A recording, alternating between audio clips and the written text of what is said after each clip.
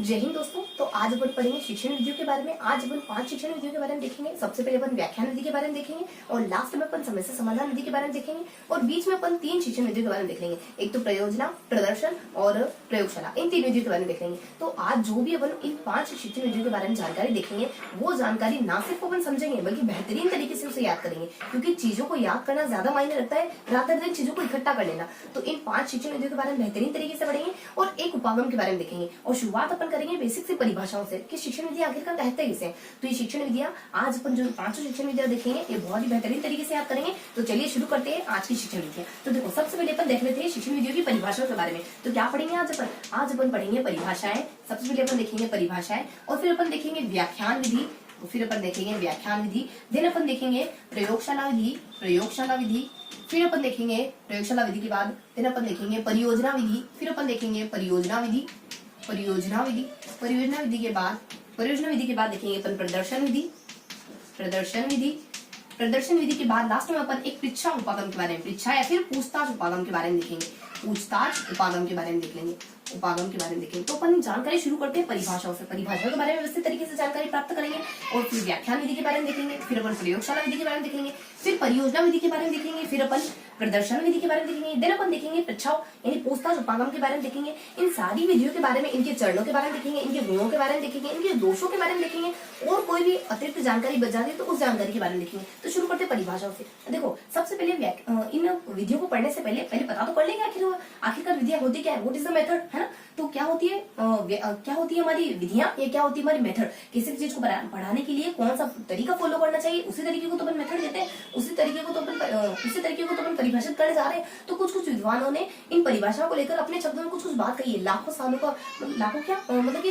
सालों दर सालों ये रिसर्च करते हैं उनपे और फिर कुछ बात कहते हैं। तो उन बातों को हमें इतना लाइटली नहीं लेना चाहिए, उन बातों को हमें अच्छे एक फ्रीली माइंड से एक्सेप्ट करना चाहिए। अपन परिभाषा को कैसा सोचते पता नहीं यार, इतनी परिभाषा दे दी, इसने दे दी, उसने दे दी, तो थोड़ा सा उनको पॉजिटिव माइंडसेट के साथ लेना चाहिए। और तब क्या होता है कि चीजें हमें बहुत आसान लगती है। जब हम बहुत ज्यादा नेगेटिव होते हैं ना किसी चीज के लिए, तो वो चीजें हमें क्योंकि एक नेगेटिव वाइब छोड़ते हैं ना उनके लिए अपन, तो उतनी ही मुश्किल लगती है चीजें। तो थोड़ा सा पॉजिटिव माइंडसेट रखेंगे। परिभाषा क्या करेंगे, 2 से 5 परिभाषा, कुछ ज्यादा परिभाषा नहीं। तो देखो, परिभाषाओं की ट्रिक जाती है टीवी बस करो यार, कितनी टीवी देखोगे तो तुम तो स्टार ही बन जाओ। फिर तो मतलब उसी फील्ड में चले जाओ। फिर तो अगर इतनी ही टीवी देखनी तो उसी फील्ड में कुछ ना कुछ करो ना। फिर पढ़ाई का क्या काम क्यों कर रहे हो। तो बस करो यार, बस करो। स्टूडेंट हो तो टीवी देखना आसान की बात है। इतनी भी टीवी क्या देखनी है ना, 5-7 घंटे, 2 घंटे, 1 घंटा, 2 घंटे, तो 6-7 घंटे टीवी पे लगे हो तो अपने टीवी बस आ जाता है। टीचर अपने टॉलरेंट आ जाते हैं। कौन आ जाता है, टॉलरेंट महाशय के द्वारा क्या कहा जाता है, इनके द्वारा कहा जाता है कि शिक्षक की शिक्षक होती है। शिक्षक विद्या क्या होती है, शिक्षक की शिक्षक होती है शिक्षण विद्या। उसको वी के द्वारा क्या कहा जाता है, वी के द्वारा वोल्ट आ जाता है। एक वोल्ट नामक व्यक्ति आते हैं, वो क्या कहते हैं कि कुछ अच्छाइयां होती है इसमें तो कुछ बुराइयां होती है, कुछ अच्छाई तो कुछ बुराई, कुछ अच्छाई होती है तो कुछ बुराई होती है। किसमें, शिक्षण विधि में। कुछ अच्छाई तो कुछ बुराई होती है, क्या कहते हैं अपने वोल्ट। देखो, इनके द्वारा ये अपने वी के द्वारा कहा जाता है। उसको बी और एस के द्वारा क्या कहा जाता है, बी आ जाते हैं अपने, बी से अपने ब्रांडे आ जाते हैं, ब्रांडे इनके द्वारा कहा जाता है। ब्रांडे के द्वारा कहा जाता है निर्देशों यानी ऑर्डर प्लस कार्य विधि या फिर अपने क्रिया विधि या फिर अपनी गतिविधि। इन दोनों का योग ही तो हमारी शिक्षण विधि होती है। ज्यादा थोड़ी ना होती है शिक्षण विधि। अपने निर्देशों और गतिविधियां, इन दोनों का योग कर दो ना तो अपने ब्रांडे के द्वारा जो परिभाषा है वो पूरी कंप्लीट हो जाएगी। उसको एस यानी स्पेंसर के द्वारा परिभाषा क्या दी जाती है, कम से कम बच्चों को बताओ, तभी तो सस्पेंस क्रिएट होगा। कम से कम बताओ, ज्यादा बच्चों को खुद को सीखने दो। क्या परिभाषा दी जाती है, सबसे पहले अपने टैलेंट नामक व्यक्ति क्या कहते हैं, टेल मी। अरे यार टीचर, मतलब कि आप अपने दोस्त को गिरो, यार ये टीचर मुझे हमेशा 0 नंबर देती है, इतना अच्छे से लिखता हूँ मैं, इतना अच्छे से आंसर लिखता हूँ, अपने नजरिए में अपना 100% दो। पता नहीं क्यों ये मुझे हमेशा पूरे नंबर नहीं देती, हमेशा कभी 7 देती, कभी 8 देती। टेल मी शिक्षक, मुझे मतलब कि टेल मी, तुम खुद बताओ मुझे टीचर ने इतने कम नंबर क्यों दिए। टेल मी इन टीचर के बारे में आप बात करें। उसको अपने वर्ल्ड यानी कुछ अच्छी बातों, कुछ जिसके बटुए भरे होते हैं पैसे से, उनमें कुछ एक अच्छी बातें पाई जाती है। सारी अच्छी बातें उनमें हो नहीं सकती क्योंकि वो नहीं बोलते, उनका पैसे का रोग बोलता है उनके जीवन में। उसको ब्रांडे के द्वारा क्या कहता है, ब्रांडे के द्वारा कहा जाता है निर्देश और गतिविधि। बांडे मतलब कि देखो, हमारे लोकल लैंग्वेज में बांडा किसको कहते हैं, शॉर्ट्स को बांडा कहते हैं। तो मेरे घर में प्रॉपर इंस्ट्रक्शन दिए हुए थे, मतलब एकदम एक्यूरेट लाइन बाय लाइन सबको बताया हुआ था कि कोई भी इवन कोई भी यानी छोटा बड़ा कोई भी निर्देश दिए हुए थे कि कोई भी बांडे कपड़े नहीं पहनेगा, कोई भी शॉर्ट्स नहीं पहनेगा, जो तो पहनना पहनो, लेकिन इससे छोटे कपड़े नहीं पहनने वाले, पाश्चात्य कल्चर को फॉलो नहीं करेंगे। पर ऐसे निर्देश दिए होते किसी के घर की स्थिति बता रहे हैं, यानी हाल है घर बता रहे हैं किसी का, ठीक है। उसके बाद स्पेंसर के द्वारा, सस्पेंस के द्वारा, इन्हें सस्पेंसर के द्वारा क्या करता है, स्पेंसर। वैसे स्पेंसर पढ़ेंगे अपन इसको, लेकिन समझने के लिए क्या समझेंगे, सस्पेंस के द्वारा क्या करता है, कम से कम बच्चों को कम से कम बताओ, ज्यादा से ज्यादा उसको खुद को सीखने दो, क्योंकि जितना कम से कम बताओगे, देखो ऐसे ही तो जनरली किसी को स्कूटी पे जाते देखकर क्या सोचते हो कि बहुत ही हूर की परी होगी, जबकि है तो कुछ नहीं, लेकिन लगता क्या है, सिर्फ आंखें दिखती तो क्या सस्पेंस क्रिएट होता था कि बहुत ही पता नहीं कहां से हुस्न परी होगी अंदर, लेकिन पता नहीं क्या मतलब अंदर क्या है, हाँ वो तो उसी को पता है जो जिसने अपने सिर्फ आंखें दिखाई हुई। तो सस्पेंस वो क्या करते हैं, सस्पेंस क्रिएट करती है लड़कियां, बहुत अच्छे से जानती है सस्पेंस क्रिएट करवाना, ठीक है। तो कम से कम यानी कम से कम बताओ बच्चों को, ज्यादा से ज्यादा बच्चों को खुद को सीखने दो। तो कैसे कैसे अपने चारों परिभाषा याद होगी ना, सबसे पहली परिभाषा क्या थी, अपने टैलेंट। टैलेंट भाई साहब क्या कहते हैं, ये अपने दोस्तों से बात करें कि टेल मी यार, मुझे टीचर हर बार कम नंबर क्यों देती, पूरे में पूरी क्यों नहीं देती। उस बाद कैसे था, टीवी वी के द्वारा क्या था, अपने वॉल्ट, यानी जिसके बटवे भरे होते हैं, जिसके वॉलेट भरे होते हैं पैसों से, उनमें कमी गुण पाए जाते हैं, बहुत सारे गुण रहते हैं उनमें। पैसे वाले माता पिता की ज्यादातर संतानें क्या हो जाती है, बिगड़ी जाती, बिगड़ेल बन जाती। तो अपने टीवी और बस, यानी बस से बांधे, यानी सख्त निर्देश था कि बांधे कपड़े बिल्कुल नहीं पहनने। उसको हमारे टीवी और सस्पेंस, यानी सस्पेंस क्रिएट करते हैं, बच्चों को कम से कम बताओ। मूवी में नहीं होता है, आपको पूरी मूवी खोल के थोड़ी ना बता दी जाती है स्टार्टिंग में या फिर मिडिल में, लास्ट तक आपको सस्पेंस क्रिएट करने के लिए रखा जाता है, बनाए रखा जाता है, तभी तो ऑडियंस जुड़ी रहेगी। तो बच्चों को कम से कम बताओ, ज्यादा से ज्यादा एक्सप्लोर करने दो, ज्यादा से ज्यादा खोजने दो। ये अपने स्पेंसरियन सस्पेंसर मोदी के द्वारा बताया जाता है। चारों परिभाषा क्लियर है। परिभाषा के बाद अपन देखेंगे अपने व्याख्यान विधि के बारे में। किसके बारे में देखेंगे, व्याख्यान विधि। देखो व्याख्यान विधि के अवगुणों के बारे में तो बहुत बोल वाले हैं, लेकिन व्याख्यान विधि के दोषों के बारे में तो अपन बड़ी बातें जानते हैं। अमनोवैज्ञानिक होती है, ज्ञान भी इसमें अस्थायी होता है, बच्चों को सीखने में मदद नहीं करती है, नीरस होती है, बच्चा इसमें निष्क्रिय रहता है। ये व्याख्यान विधि के बारे में बहुत अच्छे तरीके से जानते हैं अपन दोषों के बारे में, लेकिन कुछ अच्छी बातें भी तो होती होगी। तो व्याख्यान विधि की अपन अच्छी बातें, विशेषताएं, गुण देखेंगे, सिर्फ और सिर्फ विशेषताएं गुणों के बारे में देखेंगे। गुण और दोष देखने इसके कोई चरण होते नहीं, खाली गुण और दोष देखने इसमें गुणों को देखेंगे तो ट्रिक बाय ट्रिक देखेंगे। एक बार जब गुण पढ़ लिए ना तो फिर अपने को देखने की जरूरत नहीं पड़ेगी। गुण को बताने के लिए, व्याख्यान विधि के गुण बताने के लिए कौन आते हैं, एक आपकी फीमेल टीचर, आपकी फीमेल फ्रेंड आती है, एक आपका मेल फ्रेंड आ जाता है और कोई बच्चा आ जाता है जिसके बारे में आप बात कर रहे हो। तो फीमेल फ्रेंड के लिए आप क्या कहते हो, फीमेल फ्रेंड को आप नसीहत देते हो, फीमेल फ्रेंड को आप सलाह देते हो कि देखो मेरी सलाह मानो, तुम अपने जब नवीन जीवन में जाओ ना, यानी जब अपने नवीन जीवन में एंट्री करो ना, तो अपनी जो पुरानी पृष्ठभूमि है ना उसकी थोड़ी सी बात, उसके सार का अंश भी अपने नए जीवन में बताने देना, वरना अदरवाइज तुम्हारा जीवन बहुत कठिनता से गुजरेगा। मतलब कि वो आपकी फ्रेंड है ना, थोड़ी कैरेक्टरलेस टाइप की रही होगी, तो आप उसको सलाह दे रहे हो कि अपने नए जीवन में अपने पुराने जीवन की पृष्ठभूमि का थोड़ा सा भी सार मत आने देना, वरना क्या होगा, सार मतलब कि बिल्कुल सार मत आने देना, सारांश मत आने देना उसका, वरना तुम्हारे नए जीवन में बहुत कठिनाई आ सकती है। तो ये अपनी ट्रिक है, यानी नवीन जीवन में पुराने नवीन जीवन में पृष्ठभूमि का सार मत आने देना, वरना जटिलता उत्पन्न हो सकती है तुम्हारे जीवन में, वरना जटिलता आ सकती है। तो ये ट्रिक अपने को पूरा बता देगी। क्या आपकी फ्रेंड को आपकी जो सलाह है वो सारी सलाह अपने को व्याख्यान विधि के बारे में बता के जा रही है। क्या नवीन, यानी नई चीजों के बारे में, नवीन तथ्यों के बारे में अगर जानकारी प्राप्त कर लियो तो व्याख्यान विधि बहुत अच्छी मानी जाती है। जीवन यानी कि जीवनी वगैरह पढ़नी हो तो व्याख्यान विधि, इनसे क्या क्या बिलोंग करता है फटाफट से लिख दे जाते हैं। नवीन यानी नए तथ्यों के बारे में अगर जानकारी प्राप्त करनी हो तो ये विधि बहुत बेहतर मानी जाती है। जीवन यानी कि किसी की जीवनी वगैरह पढ़नी हो तो व्याख्यान विधि, बस लेके पढ़ने बैठ जाओ पूरी जीवनी, तो व्याख्यान विधि मतलब बच्चों को बोलने, बच्चों को सुनाने बैठ जाओ तो ये व्याख्यान विधि उसके लिए बहुत बेहतर हो जाएगी। उसको पृष्ठभूमि यानी विज्ञान की पृष्ठभूमि के बारे में, विज्ञान के इतिहास के बारे में, विज्ञान के बैकग्राउंड के बारे में अगर जानकारी देनी हो तो ये विधि बहुत अच्छी मानी जाती है, क्योंकि वो बैकग्राउंड पूरा इतिहास ही तो है, पूरा इतिहास किसी का सुनाना है, किससे कहानी के थ्रू सुनाना, तो इससे बेहतर विधि और कौन सी हो सकती है। उसको सारांश, अगर किसी चीज का सार रूप बताना है तो इससे बेहतर और कौन सी विधि हो सकती है। देखो अपन लिखते चले जाते हैं, जीवन यानी जीवनी वगैरह, सारी जीवनियां वगैरह आ जाती है इसमें। पृष्ठभूमि यानी पृष्ठभूमि की जानकारी देनी हो तो वो सारी जानकारी अपन व्याख्यान विधि के थ्रू बहुत बेहतरीन तरीके से बता सकते हैं। सारांश यानी किसी लेसन का सार अगर समरी अगर सिखानी हो तो वो इस विधि के थ्रू बहुत अच्छी तरीके से हो सकता है। उसके बाद यानी कि सारांश मत बताना, वरना तुम्हारे जीवन में जटिलता आ सकती है। कोई जटिल फैक्ट है, बहुत कठिन तथ्य है, कोई आंकड़े हैं, वो सिखाने हो तो आपकी व्याख्यान विधि बहुत अच्छी मानी जाएगी। अच्छी क्यों मानी जाएगी, देखो अच्छी इस लहजे में मानी जाएगी। आप क्या करते हो कि कोई कठिन चीज आ गई, बहुत जरूरी टीचर ऐसे करते हैं, बहुत कुछ कठिन चीज आ गई बस उसको व्याख्यान के थ्रू गुजार देंगे, क्योंकि बच्चों को तो पता चलना नहीं है। और अगर कुछ अच्छे से उनको समझाने की कोशिश करेंगे तो दिक्कतें आएंगी, तब उनके पूरा पोटेंशियल लगेगा, पूरी क्षमता लगेगी उनके माइंड का, उनको अपने माइंड को खोलना पड़ेगा, समझना पड़ेगा, चीजों को पहले खुद समझना पड़ेगा, फिर बच्चों को समझाएंगे। लेकिन बच्चे जनरली टीचर क्या करते हैं, उसको व्याख्यान के थ्रू गुजार दो, व्याख्यान के थ्रू गुजारेंगे, पता नहीं कब गुजर गया, ना टीचर को पता चलना है ना बच्चों को पता चलना है, बस हो गया अपना चैप्टर फिनिश, बस ऐसे करके वो चैप्टर पूरा कर देते हैं। यानी जटिल चीजों को बहुत बार क्या किया जाता है, इसी चीजें व्याख्या के थ्रू गुजार दिया जाता है, जबकि ऐसा होना तो नहीं चाहिए। तो कुछ इसकी अच्छी बातें आती है। तो ये अपनी व्याख्यान विधि के बारे में थी। एक और कौन आता है अपने मैंने क्या कहा था, 3 फीमेल टीचर को सलाह, फीमेल फ्रेंड को सलाह दी। अब मेल फ्रेंड को क्या सलाह दे रहे हो, उसको कह रहे हो पढ़ने की सलाह दे रहे हो उसको, इसको तो अपने जीवन के बारे में सलाह दे दी कि अपने जीवन में ऐसे करा, तुमने तुम्हारा जो करा सो करा, आगे ऐसा कुछ मत करना है। उसके बाद अपने मेल फ्रेंड को सलाह देते हो, कह रहे हो इधर थोड़ी सी मेहनत कर लो, ऐसा करो, थोड़ी सी मेहनत करो, फैक्चुअल इतिहास की एक किताब खरीदो, एकदम सस्ती सी किताब खरीदो, लेकिन वो किताब ऐसी नहीं जो बिल्कुल क्रम बाय क्रम चलने वाली। तो फैक्चुअल इतिहास की क्रम बाय क्रम चलने वाली सस्ती सी किताब खरीद लो, टेंशन मत लो, वो तुम्हारे आगे बड़ी कक्षाओं में रिवीजन में काम ही आने वाली। इस तरीके की सलाह, ये अपनी पूरी सलाह खत्म हो गई। अभी सलाह के बारे में क्या आता है, देखो सबसे पहले देख लेते हैं, ये फर्स्ट वाला देख लिया, अब सेकंड देख लेते हैं। यानी इसके गुण बताने के लिए कौन आ जाता है, सबसे पहले इसमें आ जाता है, इसमें बताया जाता है सलाह आ जाती है। सलाह के थ्रू इसमें कहा जाता है कि तुम क्या करो कि फैक्चुअल इतिहास की यानी थोड़ी मेहनत करो, थोड़ी मेहनत करो, थोड़ी मेहनत करो, और किसकी, फैक्चुअल इतिहास की, फैक्चुअल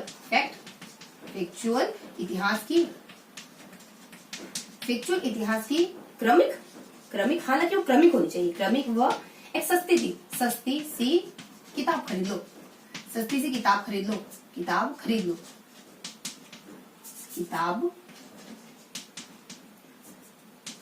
बड़ी मात्रा आती है ना, खरीद लो।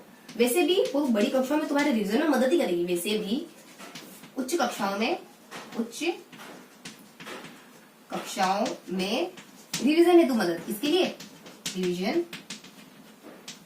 हेतु मदद ही करेगी वो तुम्हारी, और किताब मतलब वेस्ट नहीं जाने वाली, मदद ही करेगी। देखो चीजों को चाहे तो अपन ऐसे भी याद रख सकते हैं, चीजों को अपन चाहे तो बिखराव की स्थिति में भी याद रख सकते हैं, लेकिन उनका मीन्स क्या निकलेगा। देखो तुम कहोगे इतनी सारी ट्रिक्स कैसे याद होगी, अगर मैं आपसे पूछूं कि इतने सारे शब्द कैसे याद रखोगे तो उसका क्या जवाब दोगे, ये तो फिर भी एक सेंटेंस बन गया, ये तो फिर भी एक थोड़ा किस्सा कहानी या कुछ अरेंज हो गया, सेट हो गया। अगर ऐसे चीजों को नहीं याद रखे तो फिर तो सारे बिखरे हुए शब्द हो जाएंगे, सारे घुंघरू बिखर गए, उनको जोड़कर पायल बन रही है तो क्या दिक्कत है, एक रूप बन रहा है उनको तो क्या दिक्कत है। तो यहाँ अपने को चीजों को मतलब नेगेटिव पर्सपेक्टिव से नहीं देखना है, चीजों को पॉजिटिव पर्सपेक्टिव से देखना है। इनकी पत्थर में भगवान देखना चाहो तो देख सकते हो, बट अगर भगवान ने भी पत्थर देखना चाहो तो कौन मना कर रहा है, देखो फिर तो वो तो आपका नजरिया है ना, नजर बख्शी भगवान ने, नजरिया तो आपको खुद का होगा ना उसमें। तो देखो अपने को क्या देखना है, यहाँ देखना है अपने को प्रदर्शन, यहाँ देख रहे थे अपन, कहाँ देख रहे थे, व्याख्या निधि की अपनी दूसरी टेक्निक देख रहे थे। तो आप अपने फ्रेंड को सलाह दे रहे हो किताब खरीदो, इतिहास की सस्ती से किताब खरीद लो, फैक्चुअल इतिहास की, और क्रमिक किताब खरीदना, हालांकि सस्ती कर दो कोई बात नहीं, लेकिन आगे जो तुम्हारी जब भी पढ़ाई करोगे ना तो रिविजन में मदद ही तो करेगी। तो थोड़ी मेहनत करो, पैसे कमाओ, अगर नहीं है तो तुम्हारे पास मेहनत, यानी इसमें बहुत कम मेहनत लगती है किसी भी टीचर की, इसमें बहुत कम मेहनत, क्या मेहनत लगती है, चेयर कुर्सी लेके टीचर बैठ जाता है, बोलना शुरू करता है और रुकने का नाम ही नहीं देता है, क्योंकि उसके पास तो बहुत सारा नॉलेज है, लेकिन वो बच्चे को क्या समझता है कि तो खाली पात्र, जितना भरना चाहो भर दो। देखो वो ज्ञान कोई मायने नहीं रखता टीचर का, जो सिर्फ और सिर्फ आपको उड़ेलने के लिए, मायने वो रखता है कि टीचर कितना जानता है, लेकिन वो आपको कितना सिखा पा रहा है। मैं मान लो मैं 50 परिभाषा लेके आ जाऊँ, 50 परिभाषा ना मुझे याद है ना मैं तुम्हें सिखा पा रही हूँ, बस संतुष्टि मैं 50 परिभाषा बच्चों के सामने लेके आ गई, ऐसी संतुष्टि के मायने है क्या कुछ, मैं 5 परिभाषा लेके आऊँ लेकिन तुम्हें बेहतरीन तरीके से अच्छे से याद कराऊंगा, तो उसका कुछ मायना निकलेगा, कुछ मीन्स निकलेगा उन चीजों का। तो यहाँ ज्यादा अपने मेहनत, देखो इसमें बहुत कम मेहनत लगती है, टीचर आते हैं और बोल के चले जाते हैं, और लाखों टीचर हमारी लाइफ में से आए, मतलब बहुत सारे टीचर आते हैं बोल के चले जाते हैं और कोई फर्क पड़ना नहीं, यानी कान पे जू तक नहीं रहती। तो मेहनत आ जाती है उसको फैक्चुअल, यानी तथ्यों के बारे में, एक तो इसमें बहुत कम मेहनत लगती है इसमें, और फैक्ट, अगर आपको फैक्ट के बारे में, अगर आपको तथ्यों के बारे में जानकारी देनी हो, इतिहास के बारे में जानकारी, ऐतिहासिक चीजों के बारे में जानकारी देनी, तो ये विधि सबसे सर्वोत्तम है, इससे बेहतर कोई हो ही नहीं सकती। यानी तथ्यों के बारे में, तथ्यों में क्या सिखाओगे, एज इट इज तथ्य आपको बताने, तो तथ्यों के बारे में या फिर ऐतिहासिकता के बारे में, इतिहास यानी ऐतिहासिकता के बारे में, यानी तथ्यों के बारे में और ऐतिहासिकता के बारे में। 1 मिनट थोड़ा सा रुकेंगे, आप कितनी अच्छी तरीके से ब्लैक बोर्ड का व्यू ले पा रहे हो, 1 मिनट थोड़ा सा देखेंगे ना अपन।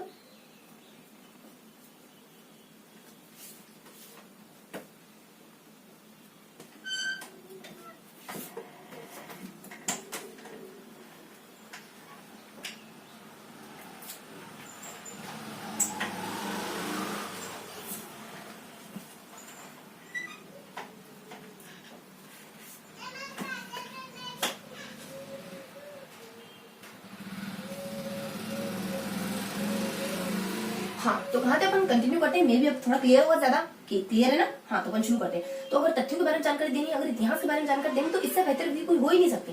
तो ये फैक्ट के बारे में बता देती, इतिहास के बारे में, फैक्ट के बारे में जानकारी देंगे। तो नेक्स्ट क्रमिक, यानी अगर चीजों को बहुत क्रम से बताना, ये विधि क्या होती है, चीजों को बहुत क्रम से बताती है। कैसे बताती है, चीजों को बहुत क्रमिक तरीके से बताती है, लेकिन ऐसा क्रम किस काम का, बच्चों को समझ ही नहीं पड़े, क्रमिक तरीके से बताती है। एसएसटी, यानी एसएसटी मतलब कि ये संक्षेप होती है, सरल होती है, और संक्षेप होती है, सरल होती है। देखो ये संक्षेप होती है, यानी संक्षेप में चीजों को बता देती है, और तीव्र होती है, तेज होती है, तीव्र होती है, संक्षिप्त होती है, सरल होती है, और क्या होती है, तीव्र होती है, संक्षिप्त, सरल और तीव्र।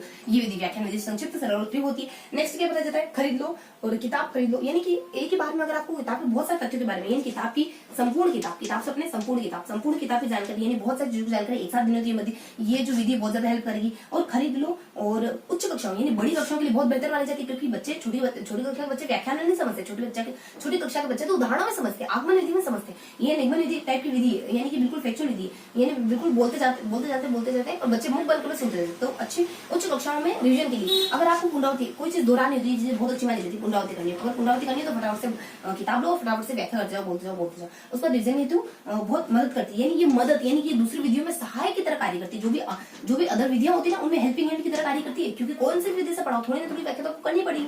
तो ये दो आपकी दोनों नसीहतें आ गई, यानी आपकी जो आपकी फीमेल फ्रेंड थी उसको दी हुई नसीहत आ गई, और आपका जो मेल फ्रेंड था उसको दी हुई नसीहत आ गई, यानी सलाह आ गई। अब आ जाता है एक बच्चे के बारे में आप बात कर रहे हो कि जो बच्चे, बहुत सारे बच्चे मैंने ऐसे देखे जो बहुत कम समय मिलता है, उनकी जिंदगी में उनको बहुत कम टाइम मिला, लेकिन अपने ज्ञान के आधार पर, अपने अनुभव के आधार पर उन्होंने कुछ खोज कर दी। यानी बहुत से बच्चे मैंने ऐसे देखे हैं, बहुत से बच्चे जिन्होंने अपने ज्ञान के आधार पर और अपने अनुभव के आधार पर, ज्ञान और अपने अनुभव के आधार पर क्या कर दी, नवीन खोज कर दी, जबकि उनके पास क्या नहीं थी, कोई सूचना नहीं थी, मतलब कोई साधन मौजूद नहीं थे, जबकि उनके पास कोई सूचना नहीं थी। देखो, यानी बहुत सारे बच्चों को एक साथ पढ़ाना होती है, बहुत अच्छी मानी जाती है ज्ञान के आधार पर, यानी आपके पूर्व ज्ञान को जांचना हो, तो बच्चे को कहो इस मुद्दे पर बोलना शुरू कर दो, व्याख्यान देना शुरू कर दो, पता चल जाएगा कितना जानता है बच्चा, कितना नहीं जानता है। तो यानी ज्ञान के आधार पर, यानी बहुत सारे बच्चों को एक साथ पढ़ाना होती है, ये बहुत अच्छी मानी जाती है। किसके लिए, बहुत सारे बच्चों के लिए बहुत अच्छी मानी जाती है। ज्ञान यानी आपके पूर्व ज्ञान के बारे में जानकारी प्राप्त करने के लिए विधि बहुत अच्छी मानी जाती है। उसको अनुभव, आपके अनुभव को जानने के बारे में, आपके तथ्यों यानी आपके ज्ञान के बारे में जानकारी लेने के लिए, आपके अनुभवों के बारे में जानकारी लेने के लिए व्याख्यान देने का कह दो, इससे बढ़िया कोई विधि हो ही नहीं सकती। उसके बाद नवीन खोज, नई जो खोज आई, नए जो वैज्ञानिक आए, नए जो उनके वैज्ञानिक प्रयोग आए, उनके बारे में अगर आपको जानकारी बतानी है, उनके बारे में बच्चों को बताना है, नवीन खोज के बारे में बच्चों को बताना है, नई खोजों के बारे में बच्चों को बताना है, तो ये विधि बहुत अच्छी है। नवीन खोज के बारे में बताना है तो ये विधि बहुत अच्छी मानी जाती है। उसके बाद जबकि सूचना यानी फैक्ट यानी सूचना देनी होती है, विधि बहुत अच्छी मानी जाती है। सूचना देनी होती है, विधि बहुत अच्छी मानी जाती है, जबकि उसके पास कोई सूचना नहीं थी। तो ये कंप्लीट होगा अपनी व्याख्यान विधि। में क्या देखा, फर्स्ट अपने देखा कि अपने नए जीवन में प्रश्न करो तो अपने पृष्ठभूमि के साथ बिल्कुल भी मत आने देना, वरना जीवन में बहुत ज्यादा जटिलताएं आ जाएगी। दूसरा देखा कि मेरी मानो तो थोड़ी सी मेहनत कर लो और फैक्चुअल इतिहास की क्रमिक और सस्ती से कोई बुक खरीद लो, जो तुम्हारी आगे वाली कक्षाओं में तुम्हारी रिजल्ट में मदद ही करेगी। जो बड़ी कक्षाओं में तुम पढ़ोगे ना, उसमें तुम्हारी रिजल्ट में मदद ही करेगी। एक बच्चा जब तक मैंने बहुत मतलब कि मैं एक कोई व्यक्ति कह रहा है कि मैंने बहुत सारे बच्चे ऐसे देखे जिनके पास ज्यादा समय नहीं था, यानी ये कम समय के लिए, जिनके पास ज्यादा समय नहीं था, लेकिन फिर भी अपने ज्ञान के आधार पर, अपने अनुभव के आधार पर उन्होंने बहुत बड़ी खोजें कर दी। यानी जिंदगी में आए, वो कुछ साल जी के चले गए। रामानुजन 31 साल तो जिए थे, लेकिन दुनिया को इतना कुछ दे के गए। दुनिया से सिर्फ लेना नहीं, दुनिया को लौटाना भी। अगर अपन धरती पे आए तो इस दुनिया को दे के जाना, ऐसा ही नहीं आए जिए और खाए पिए और मर गए, ऐसा नहीं करना है ना। तो ये अपने व्याख्यान में देखे सारे कुछ जो विशेषताएं थी, सारे जो गुण थे इसमें, वो सारे अपने देख लिए। अब देखेंगे अपन प्रयोगशाला विधि के बारे में। तो फटाफट से अपन वीडियो को देखते हुए चलते हैं, इन चीजों को याद करते चलते। तो अब क्या होता है अपनी प्रयोगशाला विधि। देखो, प्रयोगशाला विधि कौन सी होती है जानते हैं अपन प्रयोगशाला विधि के बारे में? वही अपने प्रयोगशाला, लेबोरेटरी, प्रयोगशाला। तो प्रयोगशाला विधि की में क्या आता है? प्रयोगशाला विधि के गुणों के बारे में बताया जाता है, प्रयोगशाला विधि के दोषों के बारे में बताया जाता है, प्रयोगशाला विधि के चरणों के बारे में बताया जाता है, यानी इसकी स्टेप क्या होती है। ये तीनों चारों चीजें इसकी प्रयोगशाला विधि के बारे में बताई जाती है। और प्रयोगशाला विधि में कुछ प्रयोगशाला विधि में कुछ और भी जानकारी थी, यानी प्रयोग सिर्फ लेबोरेटरी में ही होते नहीं, प्रयोग अलग अलग संबंधित जगहों पर जाना भी प्रयोगशाला विधि कहलाता है। तो प्रयोगशाला के गुण है, दोष है, इसके चरण है, सब देखेंगे। प्रयोगशाला के गुण क्या होते हैं? देखो, प्रयोगशाला के गुण क्या हो सकते हैं? प्रयोगशाला विधि के गुण को अपन किस विधि से देखेंगे? प्रयोगशाला विधि के गुण को भी अपन टेक्निक से पढ़ेंगे। देखो, आपने प्रयोग करते हुए देखा, यानी आपने यहाँ तक प्रयोग, यानी छोटा बच्चा आपको प्रयोगशाला के गुण भी बता देगा, छोटा बच्चा आपको प्रयोगशाला के दोष भी बता देगा। उसके पापा जी आएंगे जो इसकी अलग जानकारी बता के चले जाएंगे। छोटा बच्चा आंखों से, छोटा बच्चा दूसरों के साथ आंखों से कनेक्ट करने में, आंखों से संबंध बिठाने में बहुत ज्यादा कुशल होता है, तभी तो कक्षा के बाहर जनरली देखता है। तो यहाँ आता है कि नन्हे प्यारे बच्चे, छोटा बच्चा आंखों से, छोटे बच्चे की आंखें देखिए कितनी चमक होती है, कितना ओज होता है, कितना तेज होता है, जिसके सामने भी देखता है उसे अपना बना लेता है। छोटा बच्चा आंखों से संबंध स्थापित करने में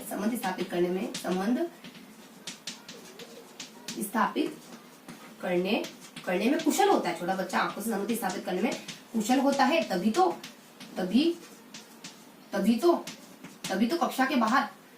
कक्षा के बाहर निरीक्षण करता रहता है। कक्षा के बाहर, तभी तो पढ़ाई के दौरान कक्षा के बाहर निरीक्षण करता रहता है। उसको बाहर देखना अच्छा लगता है, उसको टीचर का चेहरा देखने से ज्यादा अच्छा ये लगता है कि कैसे कुत्ते और बिल्ली आपस में रोटी के लिए लड़ रहे हैं। निरीक्षण करना ज्यादा बेहतर लगता है,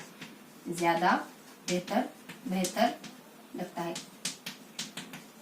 लगता है। देखो छोटा बच्चा है, छोटे बच्चे के लिए विधि बहुत बेकार विधि है, प्रयोगशाला विधि बच्चों को पता ही नहीं। छोटे बच्चे अगर प्रयोगशाला में खड़ा कर दोगे तो बच्चों को तो आता ही नहीं। 2 परीक्षण देखे बच्चे देखे पता नहीं कौन से छोटे छोटे से पतले पतले से गिलास है ना, तो छोटे बच्चों के लिए बहुत बेकार विधि मानी जाती है। आंखों से, इसमें आंख का इस्तेमाल भी होता है, हाथ का इस्तेमाल भी होता है, कान का इस्तेमाल भी होता है, तीनों चीजों का इस्तेमाल होता है। संबंध, ये टीचर और एक बच्चे दोनों में बहुत घनिष्ठ संबंध। देखो जब पास दूरियां कम होती है ना, और जब 2 लोग पास में आते हैं तो वैसे ही घनिष्ठता तो बनी जाएगी। क्योंकि देखो एक अपने को रूसो भाई साहब कहते हैं ना कि इंसान जनरली अच्छा होता है, और एक और कौन कहते हैं अपने साइकोलॉजी में, एक और कहते हैं कि इंसान जनरली बुरा होता है। एक और साइकोलॉजिस्ट होते हैं वो कहते हैं। और आप किस बात पे बिलीव करते हो, इंसान जनरली अच्छा होता है इस बात पे, या इंसान जनरली बुरा होता है इस बात पे? मेरी नसीहत मतलब मेरा मानना तो ये कि इंसान जनरली अच्छा होता है। तो इसमें तो संबंध क्या पता चलता है कि जब 2 व्यक्ति टीचर और बच्चे जनरली पास रहते हैं ना, तो अच्छे बन ही जाते हैं, अच्छे एक दूसरे का अच्छा ट्रीट करने लगते हैं, चाहे उनके मन में कितना ही एक दूसरे को लेकर मनमुटाव करना, तो संबंध आ जाता है स्थापित करना, और उसका कुशल होते हैं। यानी इसमें ना बच्चे की कौशल का विकास किया जाता है। देखो सीखने के बहुत सारे उद्देश्य होते हैं, ज्ञान होता है, बोध होता है, अनुप्रयोग होता है, फिर कौशल होता है। तो इसमें कौशल पक्ष का विकास ज्यादा होता है, और उसके बाद होता है। और तभी तो कक्षा से बाहर निरीक्षण, इसमें ना बच्चे को निरीक्षण करने की योग्यता का विकास होता है। प्रयोगशाला विधि में बच्चे को निरीक्षण करना, बच्चों को चीजों को ऑब्जर्व करना होता है। हर बार बच्चा प्रयोग करे तो जरूरी नहीं है ना, बहुत बार टीचर प्रयोग करता है, बहुत बार दूसरे बच्चे प्रयोग करते हैं, तो बच्चा क्या करता है, ध्यान से उनको देखता है, निरीक्षण करता है उनका, तो बेहतर होता है। निरीक्षण करना ज्यादा बेहतर लगता है। तो ये अपने प्रयोगशाला विधि के बारे में इसके सारे गुण आ जाते हैं, सारे दोष आ जाते हैं, या फिर इसमें ना कुछ जानकारी आ जाती है उसकी। देखो छोटा बच्चा है, छोटे बच्चों के लिए अच्छी नहीं मानी जाती है, वैसे विधि छोटे बच्चों के लिए अच्छी नहीं मानी जाती है। उसके बाद आंख का और हाथ का और कान का, इन तीनों का इस्तेमाल होता है। इसमें संबंध यानी कि दोनों के बीच में अच्छे संबंध स्थापित कर देता है। उसको कुशल यानी इसमें कौशल का विकास किया जाता है। छोटे बच्चों के लिए नहीं होती है, वैसे इसकी विशेषता ही है, विशेषता कहो या फिर गुण कहो, लेकिन एक बात है कि छोटे बच्चों के लिए बेहतर विधि नहीं है। उसके बाद कक्षा से बाहर, यानी कक्षा से बहुत बार ऐसा होता है कि प्रयोग सिर्फ लेबोरेटरी में नहीं होते, कक्षा के बाहर भी होते हैं, जहां पर जो रिलेवेंट चीज होगी। अगर हमें कोई चीज अगर नदी के पास ले जाकर सिखानी तो वहां जाके सिखाओगे, कोई चीज पर्वत के पास ले जाकर सिखानी, कोई मैदान में सिखानी वहां जाके सिखाओगे, तो ये भी प्रयोग ही है। तो यहाँ से कक्षा के बाहर उसका निरीक्षण, बच्चों में निरीक्षण करने की, बच्चों को ऑब्जर्व करने की क्षमता का विकास होता है। तो ये थे इसके गुण। इसके बाद इसके दोषों के बारे में देख लेंगे। छोटा बच्चा ही आ जाएगा दोषों को बताने के लिए। कौन छोटा बच्चा आ जाएगा? देखो टीचर कह रहा है, विचार प्रताड़ित टीचर कह रहा है। प्रताड़ित टीचर बात क्या है कि क्या करूँ यार, मैं जब भी बच्चों को कुछ सिद्धांतों की टेस्ट लेने लगता हूँ ना, तो ये तो बच्चे नकल करने लगते हैं। छोटे बच्चों को सिद्धांत की खोज करने का क्या कहो, एक दूसरे की नकल करने लग जाते हैं। और अब मतलब आपस में बातचीत करे 2 टीचर के, छोटे बच्चों को मैं सिद्धांतों की खोज करने का क्या कहूँ यार, वो तो आपस में नकल करने लग जाते हैं। और कभी मैं अब इनकी आदत अगर सुधारना भी चाहूँ ना मैं, और टीएलएम का प्रयोग करना चाहता हूँ, तो वो भी सही से काम नहीं करते, वो भी धीमे धीमे काम करते हैं, वो उपकरण भी सही से काम नहीं करते, ठप पड़े हुए। और अब तो मेरा मन नहीं होता उनको प्रयोग करने का। तो ये आ जाता अपना। इसकी ट्रिक क्या जाती है कि छोटे बच्चों को क्या सिद्धांत की खोज करने का कहूँ यार मैं। छोटे बच्चे सिद्धांत खोज में नकल करते हैं। सिद्धांतों की अगर खोज करने का उनको कहूंगा ना मैं, तो वो नकल कर देंगे, खुश हो जाएंगे। छोटे बच्चे नकल कर देंगे, कितने खुश होते हैं कि वो तो जीत गए, क्योंकि उनको पता नहीं होता है कि टीचर को सारी बातें पता है, क्योंकि वो अपने आप में खुश हो रहे होते हैं, मैंने टीचर को बेवकूफ बना लिया। और वो सामने वाले को बेवकूफ बना के खुशी महसूस कर रहे होते हैं। तो बच्चों को ये खुशी फील करना है तो कुछ समय के लिए। जब बच्चे छोटे होते हैं ना, तो उनको बात पे ये रियलाइज नहीं कराना है कि मैंने तुम्हें पकड़ लिया, तुम झूठ बोल रहे थे, और यहाँ तुम्हें पकड़ लिया, तुम्हारा बना थे, यहाँ तुम पकड़ लिया कि तुमने हाँ उसकी चीज दी थी, पेंसिल ली थी, और तुम मेरे सामने अच्छा बनने की कोशिश कर रहे थे। बच्चों को ऐसे बात पकड़ना नहीं, उसको थोड़ा सा छुपने दो, उसको थोड़ा सा छुपने का मौका दो। अगर आप भी उसे हर जगह एक्सप्लोर करोगे तो फिर एक दिन क्या होगा, वो सिरा ठोके कह देगा हाँ मैं तो लिया, अब क्या करना, अब मुझे तो बनना ही नहीं तुम्हारे सामने अच्छा, मैं तो बुरा हूँ तो बुरा ही रहूंगा। तो ऐसी कंडीशन किसी की मत आने दो। अगर आपके सामने कोई बहाना बना रहा है, इसका मतलब क्या हुआ, वो ये चाह रहा है कि वो आपकी नजर में अच्छा बना रहे। तो ऐसी कंडीशन मत आने, तो कोई ये चाहने लगे हाँ अगर बुरा बन रहा हूँ मैं आपकी नजर में, अगर आपकी नजर में वो बुरा बन रहा हूँ तो मैं तो बुरा ही सही। ये कंडीशन बहुत बेकार होती है, रात दिन बहाना बनाना। तो बहाना बनाना कभी कभी अच्छा होता है, जैसे दाग अच्छे होते हैं तो बहाने भी अच्छे होते हैं कुछ समय के लिए। तो छोटे बच्चों के सिद्धांत खोज और उसका नकल आ जाती है। छोटे बच्चे सिद्धांत की खोज में नकल करते हैं।